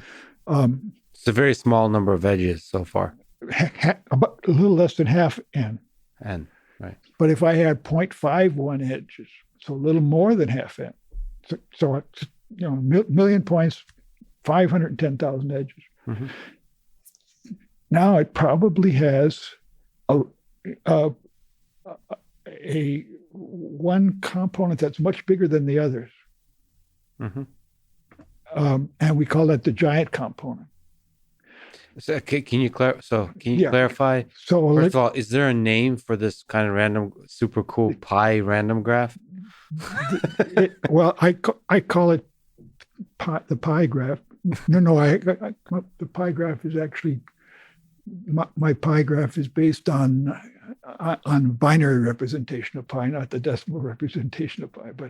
But anyway, let's suppose I was rolling dice instead. Okay. So I might. So it doesn't have to be Have pi. to be any source of. The point is, every step, choose totally at random one of those endpoints. Mm-hmm. Choose totally at random another one of those endpoints. Mm-hmm. Make that an edge. That's the process. Yeah. So there's nothing magical about pi. You're just giving us I an was example. using pi to. I was sort of saying pi is sort of random, that nobody knows a pattern in. Exactly. Got it. Got it. But it's not. Yeah, I could have just as well drawn straws or something. Mm-hmm. This was a concept invented by Erdős and Rényi, and they call it the evolution of random graphs. And if you start out with a large number n, and you repeat this process, all of a sudden a big bang happens at 1/2 n. There'll be 2 points together, then maybe we'll have three, and then and then they maybe branch out a little bit, but they'll all be separate until we get to 1/2 n, and we pass 1/2 n, and all of a sudden there's substance to it. There's a big clump of stuff that's all joined together. So it's almost like a phase transition of some kind. It's exactly it. It's a phase transition, but it's a double phase transition. It turns out it happens. I mean, there's actually two things going on at once at this phase transition, which is very remarkable about it. Okay, so a lot of the most important algorithms are based on random processes, and so I want to understand random processes and how. And so there are data structures that sort of grow this way. Okay, so Dick Karp, one of the leading experts on randomized algorithms, had his students looking at this at Berkeley, and we heard a rumor that the students had found something interesting happening. The students are generating this, or simulating this random evolution of graphs, and they're taking snapshots ever so often to take a look at what the graph is. And the rumor was that every time they looked, there was only one component that had loops in it. Almost always. They do 1 million experiments, and only 3 or 4 times did they ever happen to see a loop at this point. I mean, no, more than one component with a loop. So they watch it until the graph gets completely full.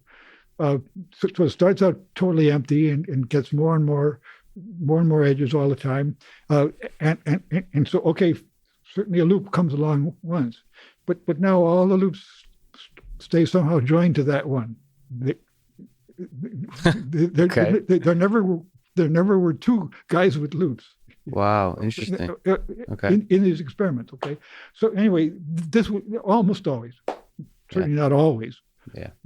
But with very high probability, this seemed to be true. So we heard about this rumor at Stanford, and we said, if that's true, then a lot more must also be true. So there's a whole theory out there waiting to be discovered that we haven't ever thought about. So let's take a look at it. And so we looked closer, and we found out it's not true, but in fact it's almost true. Namely, there's a very short interval of time when it's true.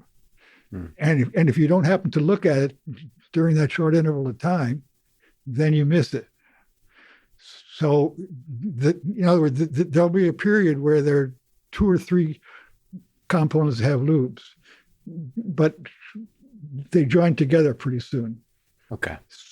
So if you don't have a real fast shutter speed, you're going to miss that instant. So separate loops don't exist for long. That's it. Yeah.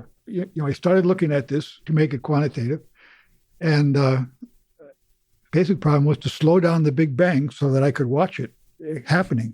Yeah. I think I can explain it actually in fairly elementary terms, even without writing a formula. Let's try. Like Hawking would do. And so let's watch the evolution. And at first, these edges are coming along, and they're just making things without loops, Mm-hmm. which we call trees. Okay. So then all of a sudden a loop first appears. Mm-hmm. So at that point, I have one component that has a loop. Mm-hmm. All right. Now I say that the complexity of a component is the number of edges minus the number of vertices. So if I have a loop, I have like a loop of length 5 has 5 edges and 5 vertices. Mm-hmm. Or I could put a tail on that, and that would be another edge, another vertex. It's like a 0, 1, 2 complexity kind of thing. So if the complexity is 0, we have one loop. I call it a cycle, or I call it a cyclic component. So a cyclic component looks like a wheel to which you attach fibers. Mm-hmm. Or trees. They go branching, but there's no more loops. There's only one loop, and everything else feeds into that loop. Okay, and that has complexity 0. But a tree itself has complexity -1 because it has, like it might have 10 vertices and 9 edges to tie them together. So 9 minus 10 is -1. So complexity -1 is a tree. Mm-hmm. It's got to be connected. That's what I mean by a component. It's got to be connected. So if I have 10 things connected, I have to have 9 edges. Can you clarify why when complexity goes can go above 0? I'm a little confused why. Right. So the complexity +1 is the number of loops. So if complexity is 0, I have 1 loop.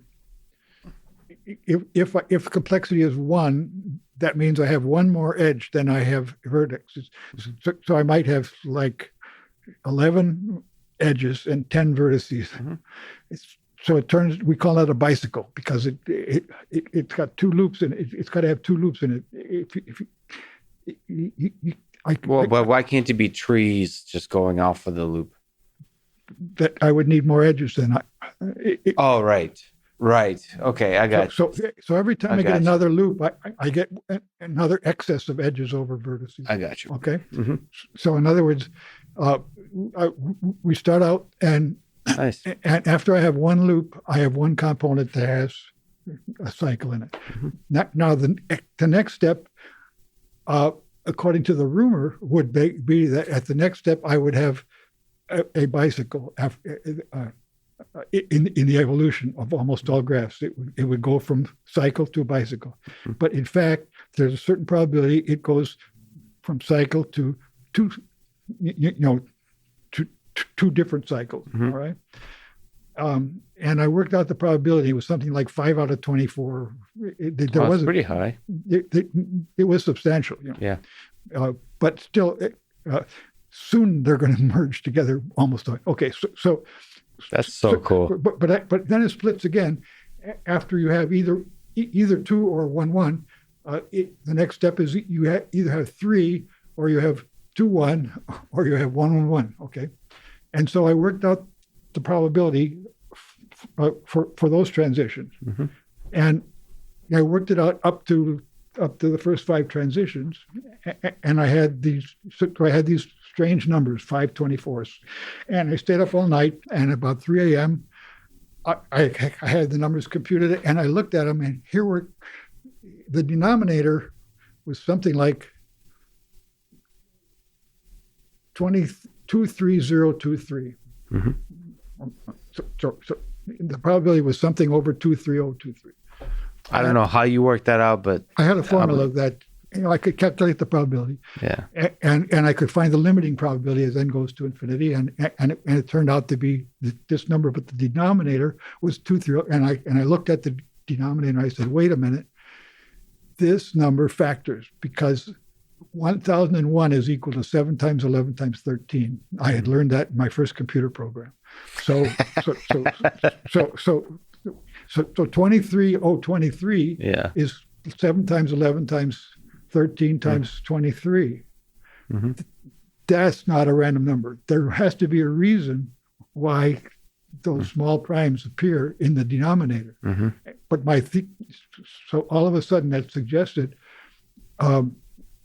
another way of looking at the problem where small prime factors would occur. Mm-hmm.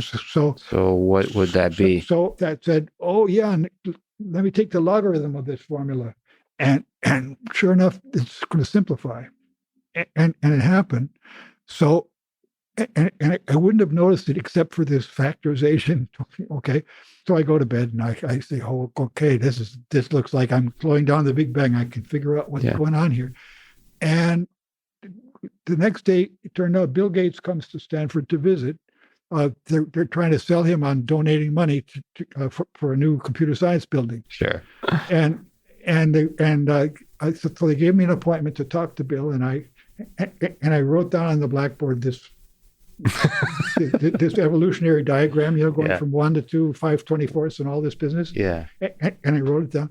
And anyway, at the end of the day, he was discussing people with the development office, and he said, "Boy, I was really impressed with what Professor Knuth said about this giant component." Mm-hmm. And so I love this story because it shows that theoretical computer science is really worthwhile.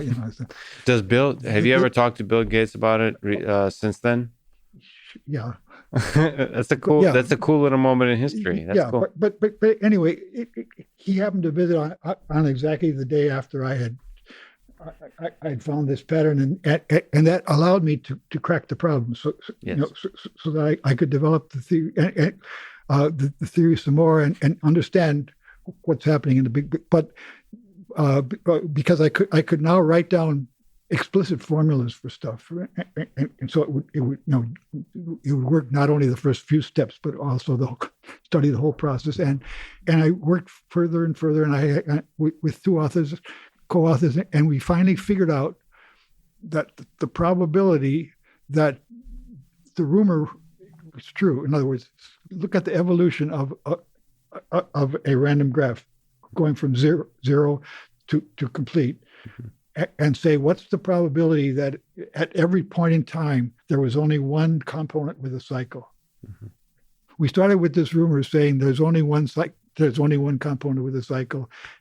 And so the rumor was it's 100%. The rumor was that it was 100%. And it turned out the actual numbers is like 87%.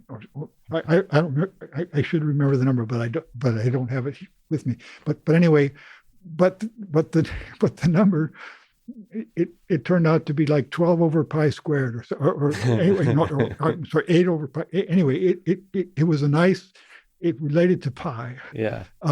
And we could never have done that with it. But so that's the hardest problem I ever solved in my life, was to prove that this probability is. It was proven. The probability was proven. Yeah, I was able to prove that this. And this shed light on a whole bunch of other things about random graphs. That was sort of the major thing we were after. Well, that's super cool. What was the connection to physics that you mentioned? Well, Bose-Einstein statistics is the study of how molecules bond together without geometry, without distance. You created the tech typesetting system and released it as open source. Just on that little aspect, why did you release it as open source? What is your vision for open source? Okay, well, the word open source didn't exist at that time, but I didn't want proprietary rights over it because I saw how proprietary rights were holding things back. In the late 50s, people at IBM developed a language called Fortran. They could have kept it proprietary. They could have said only IBM can use this language. Everybody else has to, but they didn't. They said anybody who can translate Fortran into the language of their machines is allowed to make Fortran compilers too. On the other hand, in the typography industry, I had seen a lot of languages that were developed for composing pages. Mm-hmm. And each manufacturer had his own language for composing pages. And that was holding everything back because people were tied to a particular manufacturer, and then a new equipment is invented a year later. But printing machines, they have to expect to amortize the cost over 20, 30 years. So you didn't want that for tech? I didn't need the income. Okay. I already had a good job, and my books were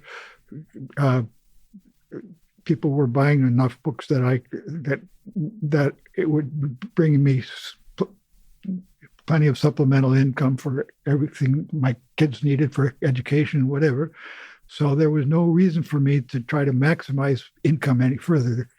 Mm-hmm. Income is sort of a threshold function. If you don't have enough, you're starving. But if you get over the threshold, then you start thinking about philanthropy or else, or trying to take it with you. But anyway,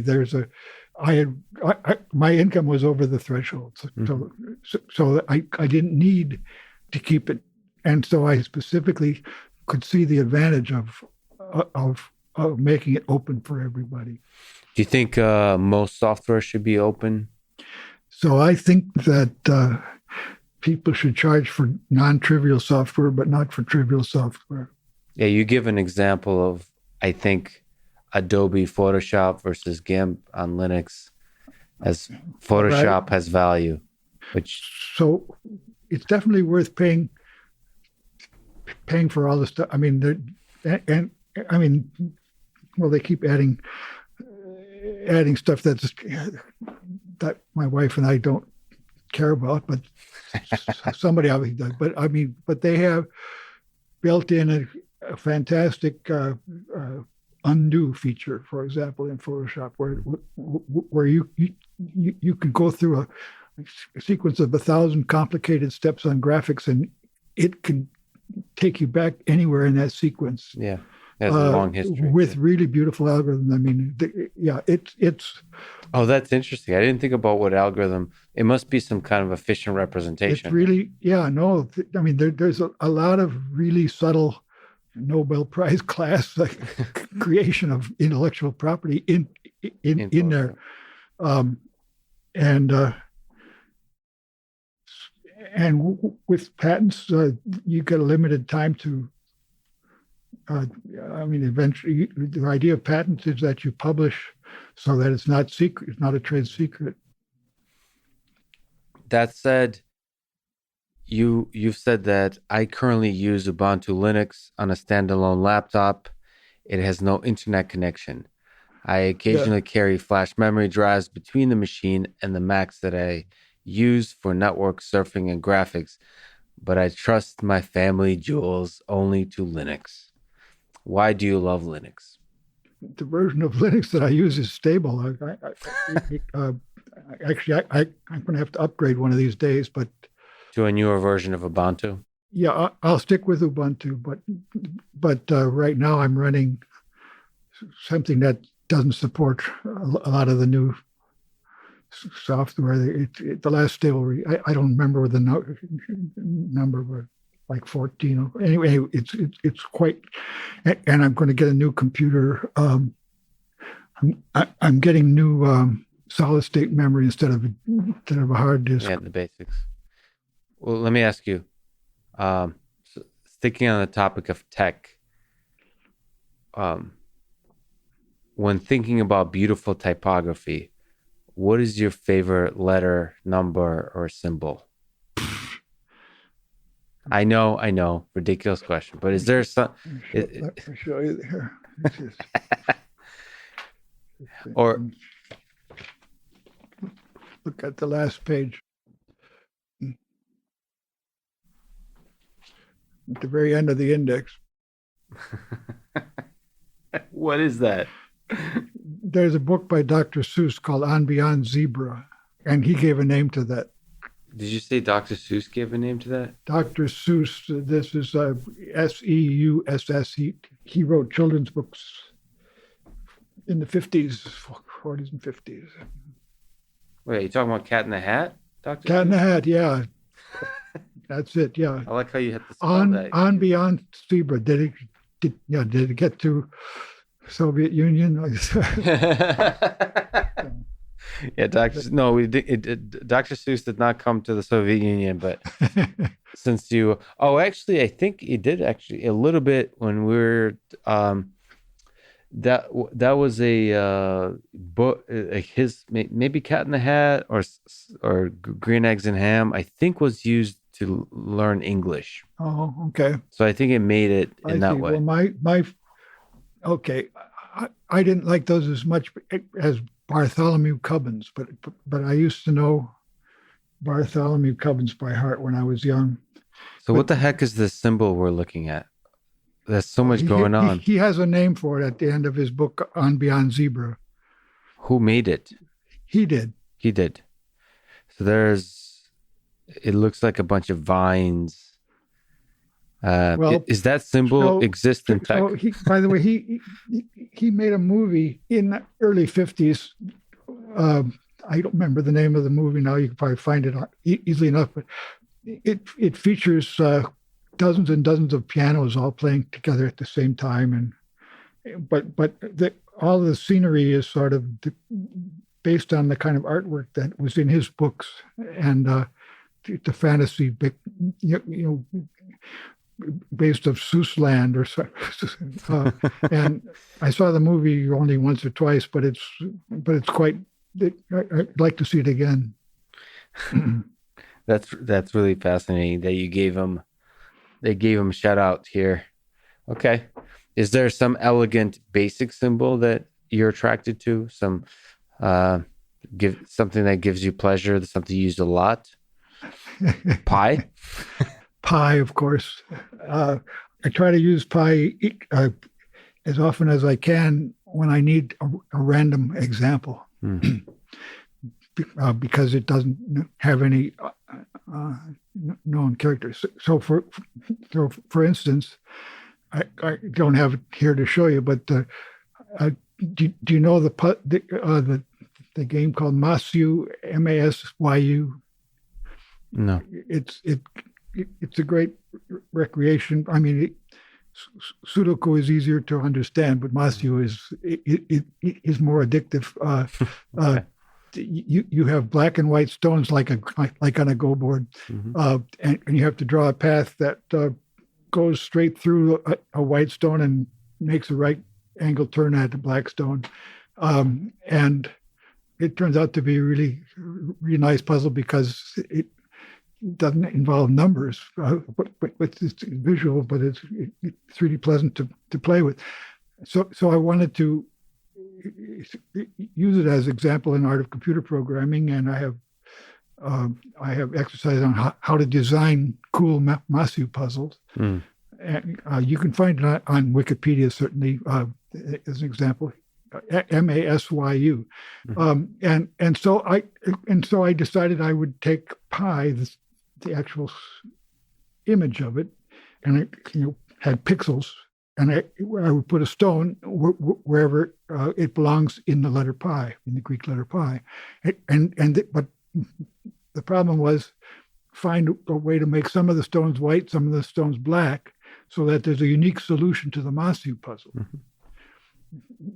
That was a good test case for my algorithm on how to design Masyu puzzles, because I insisted in advance that the stones had to be placed in exactly the positions that make the letter pi, make a Greek letter. Okay. All right.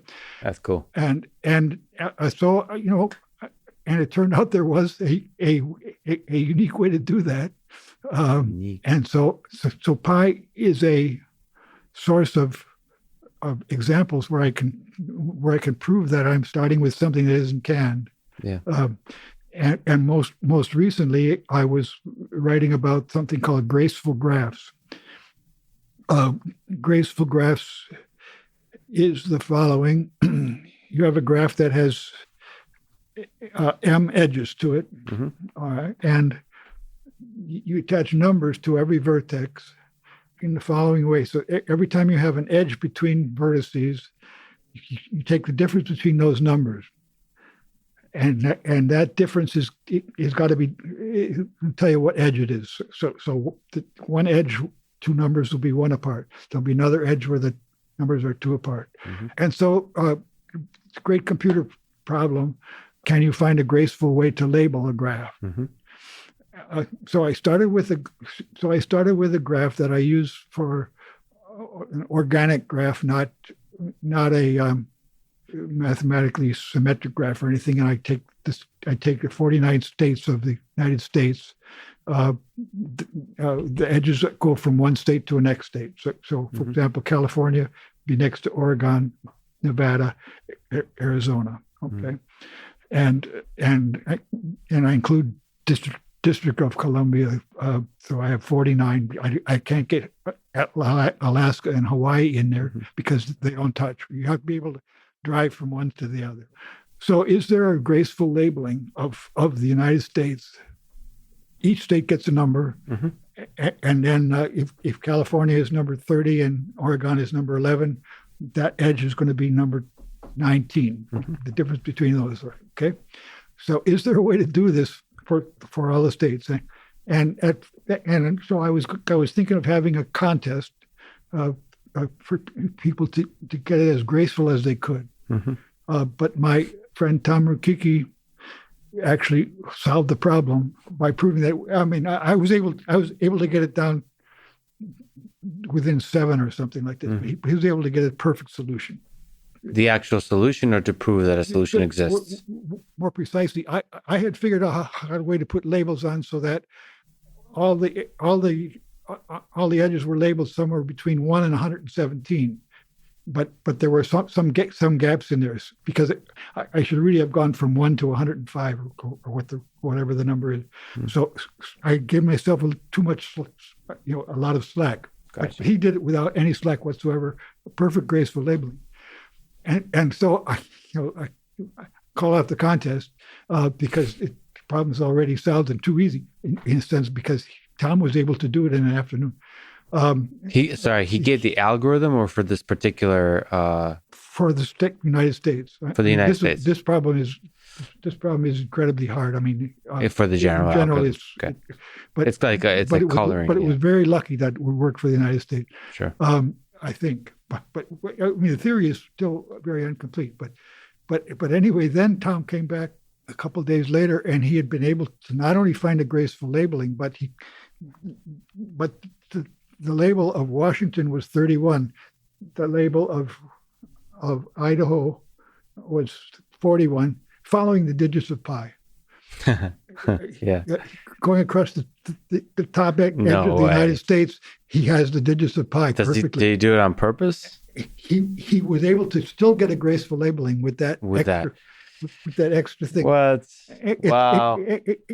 Wow. And it's a miracle. Okay. But I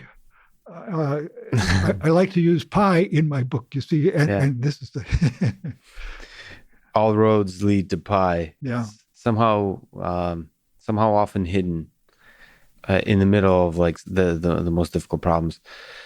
Can I ask you about productivity?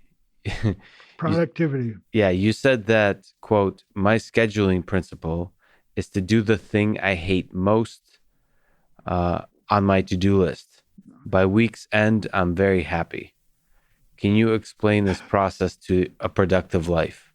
Oh, I see. Well, but all the time I'm working on what I don't want to do, but still, I'm glad to have all those unpleasant tasks finished. Yes. Is that something you would advise to others? Well, I don't know how to say it. Well, during the pandemic, I feel my productivity actually went down by half because I have to.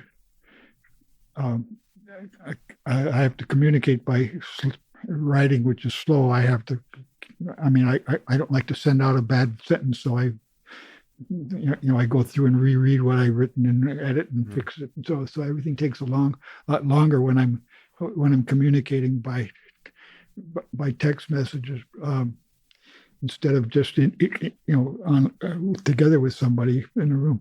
And it's also slower because the libraries are closed and stuff. But there's another thing about scheduling that I learned from my mother that I should probably tell you, and that is it's different from what people in the robotics field do, which is called planning. Mm-hmm. So she had this principle that was see something that needs to be done and do it. Would just instead of saying I'm going to do this first and I'm going to do this first, just just do it. Oh yeah, pick this up. But you're at any one moment, there's a set of tasks that you can do, and you're saying a good heuristic is to do the one you want to do least. Right, the one I haven't got any good reason that I'll never be able to do it any better than I am now. I mean, there are some things that I know, if I do something else first, then I'll be able to do that one better. Yeah. But there's some that are going to be harder because I'll have forgotten some of the groundwork that went into it or something like that.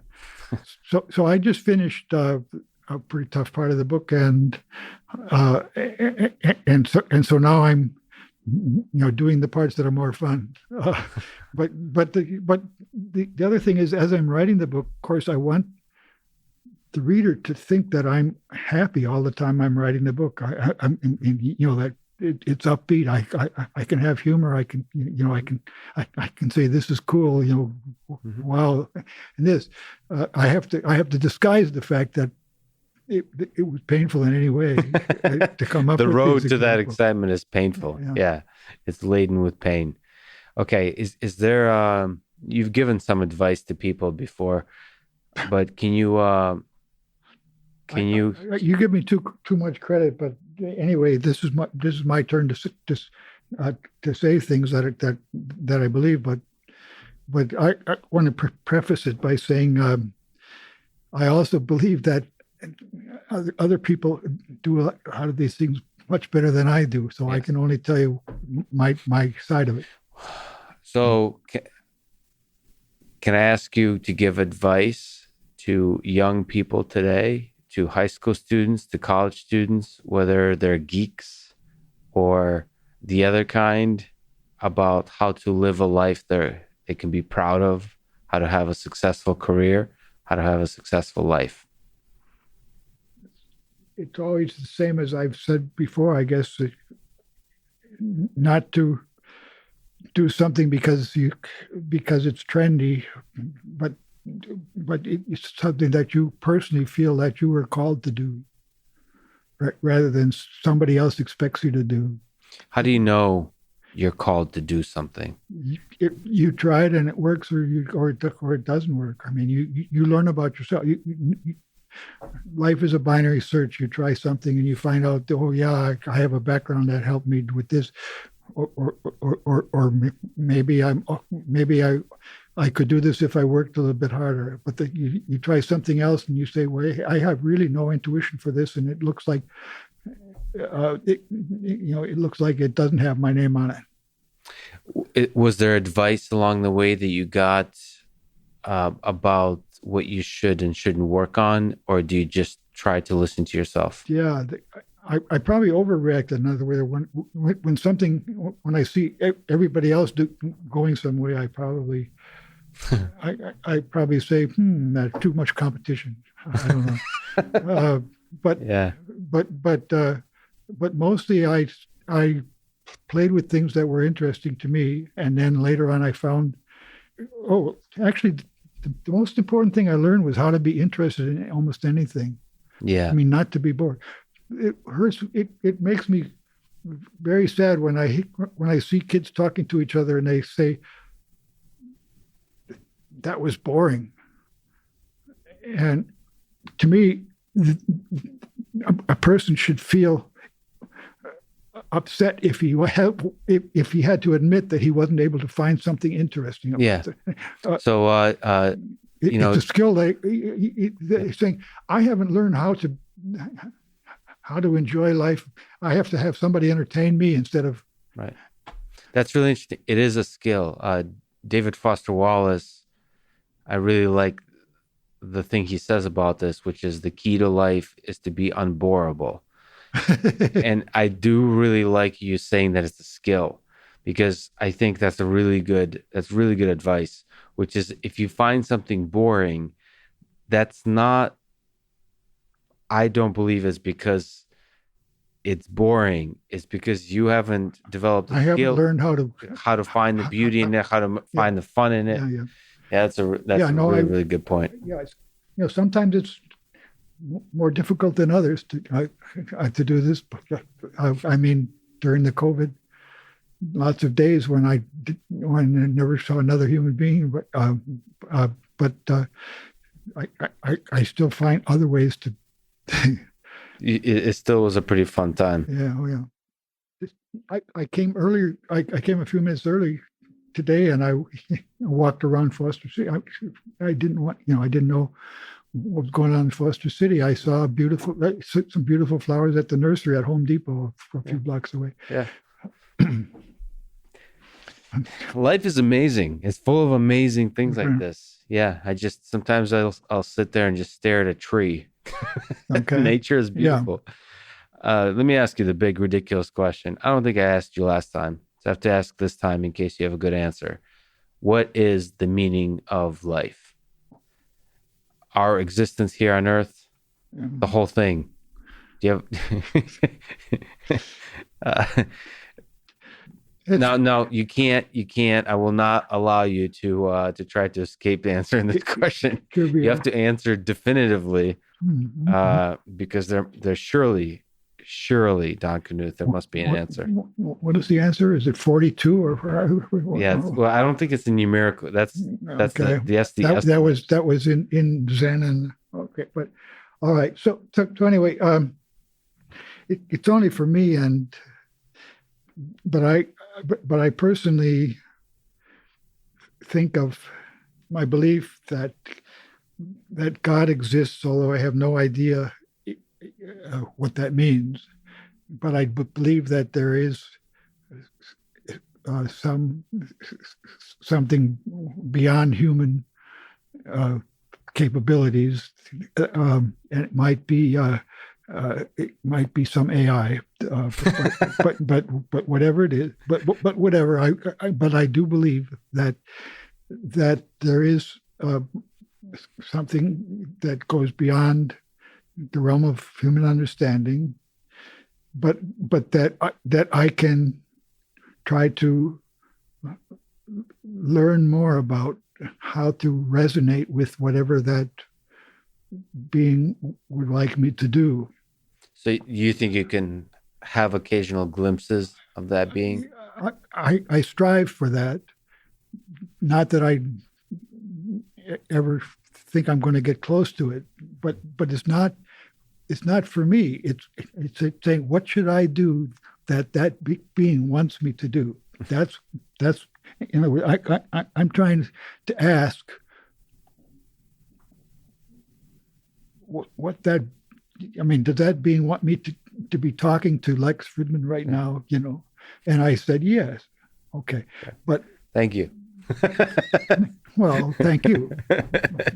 But what I'm trying to say is, I'm not trying to say what of all the strategies I could choose or something, which one.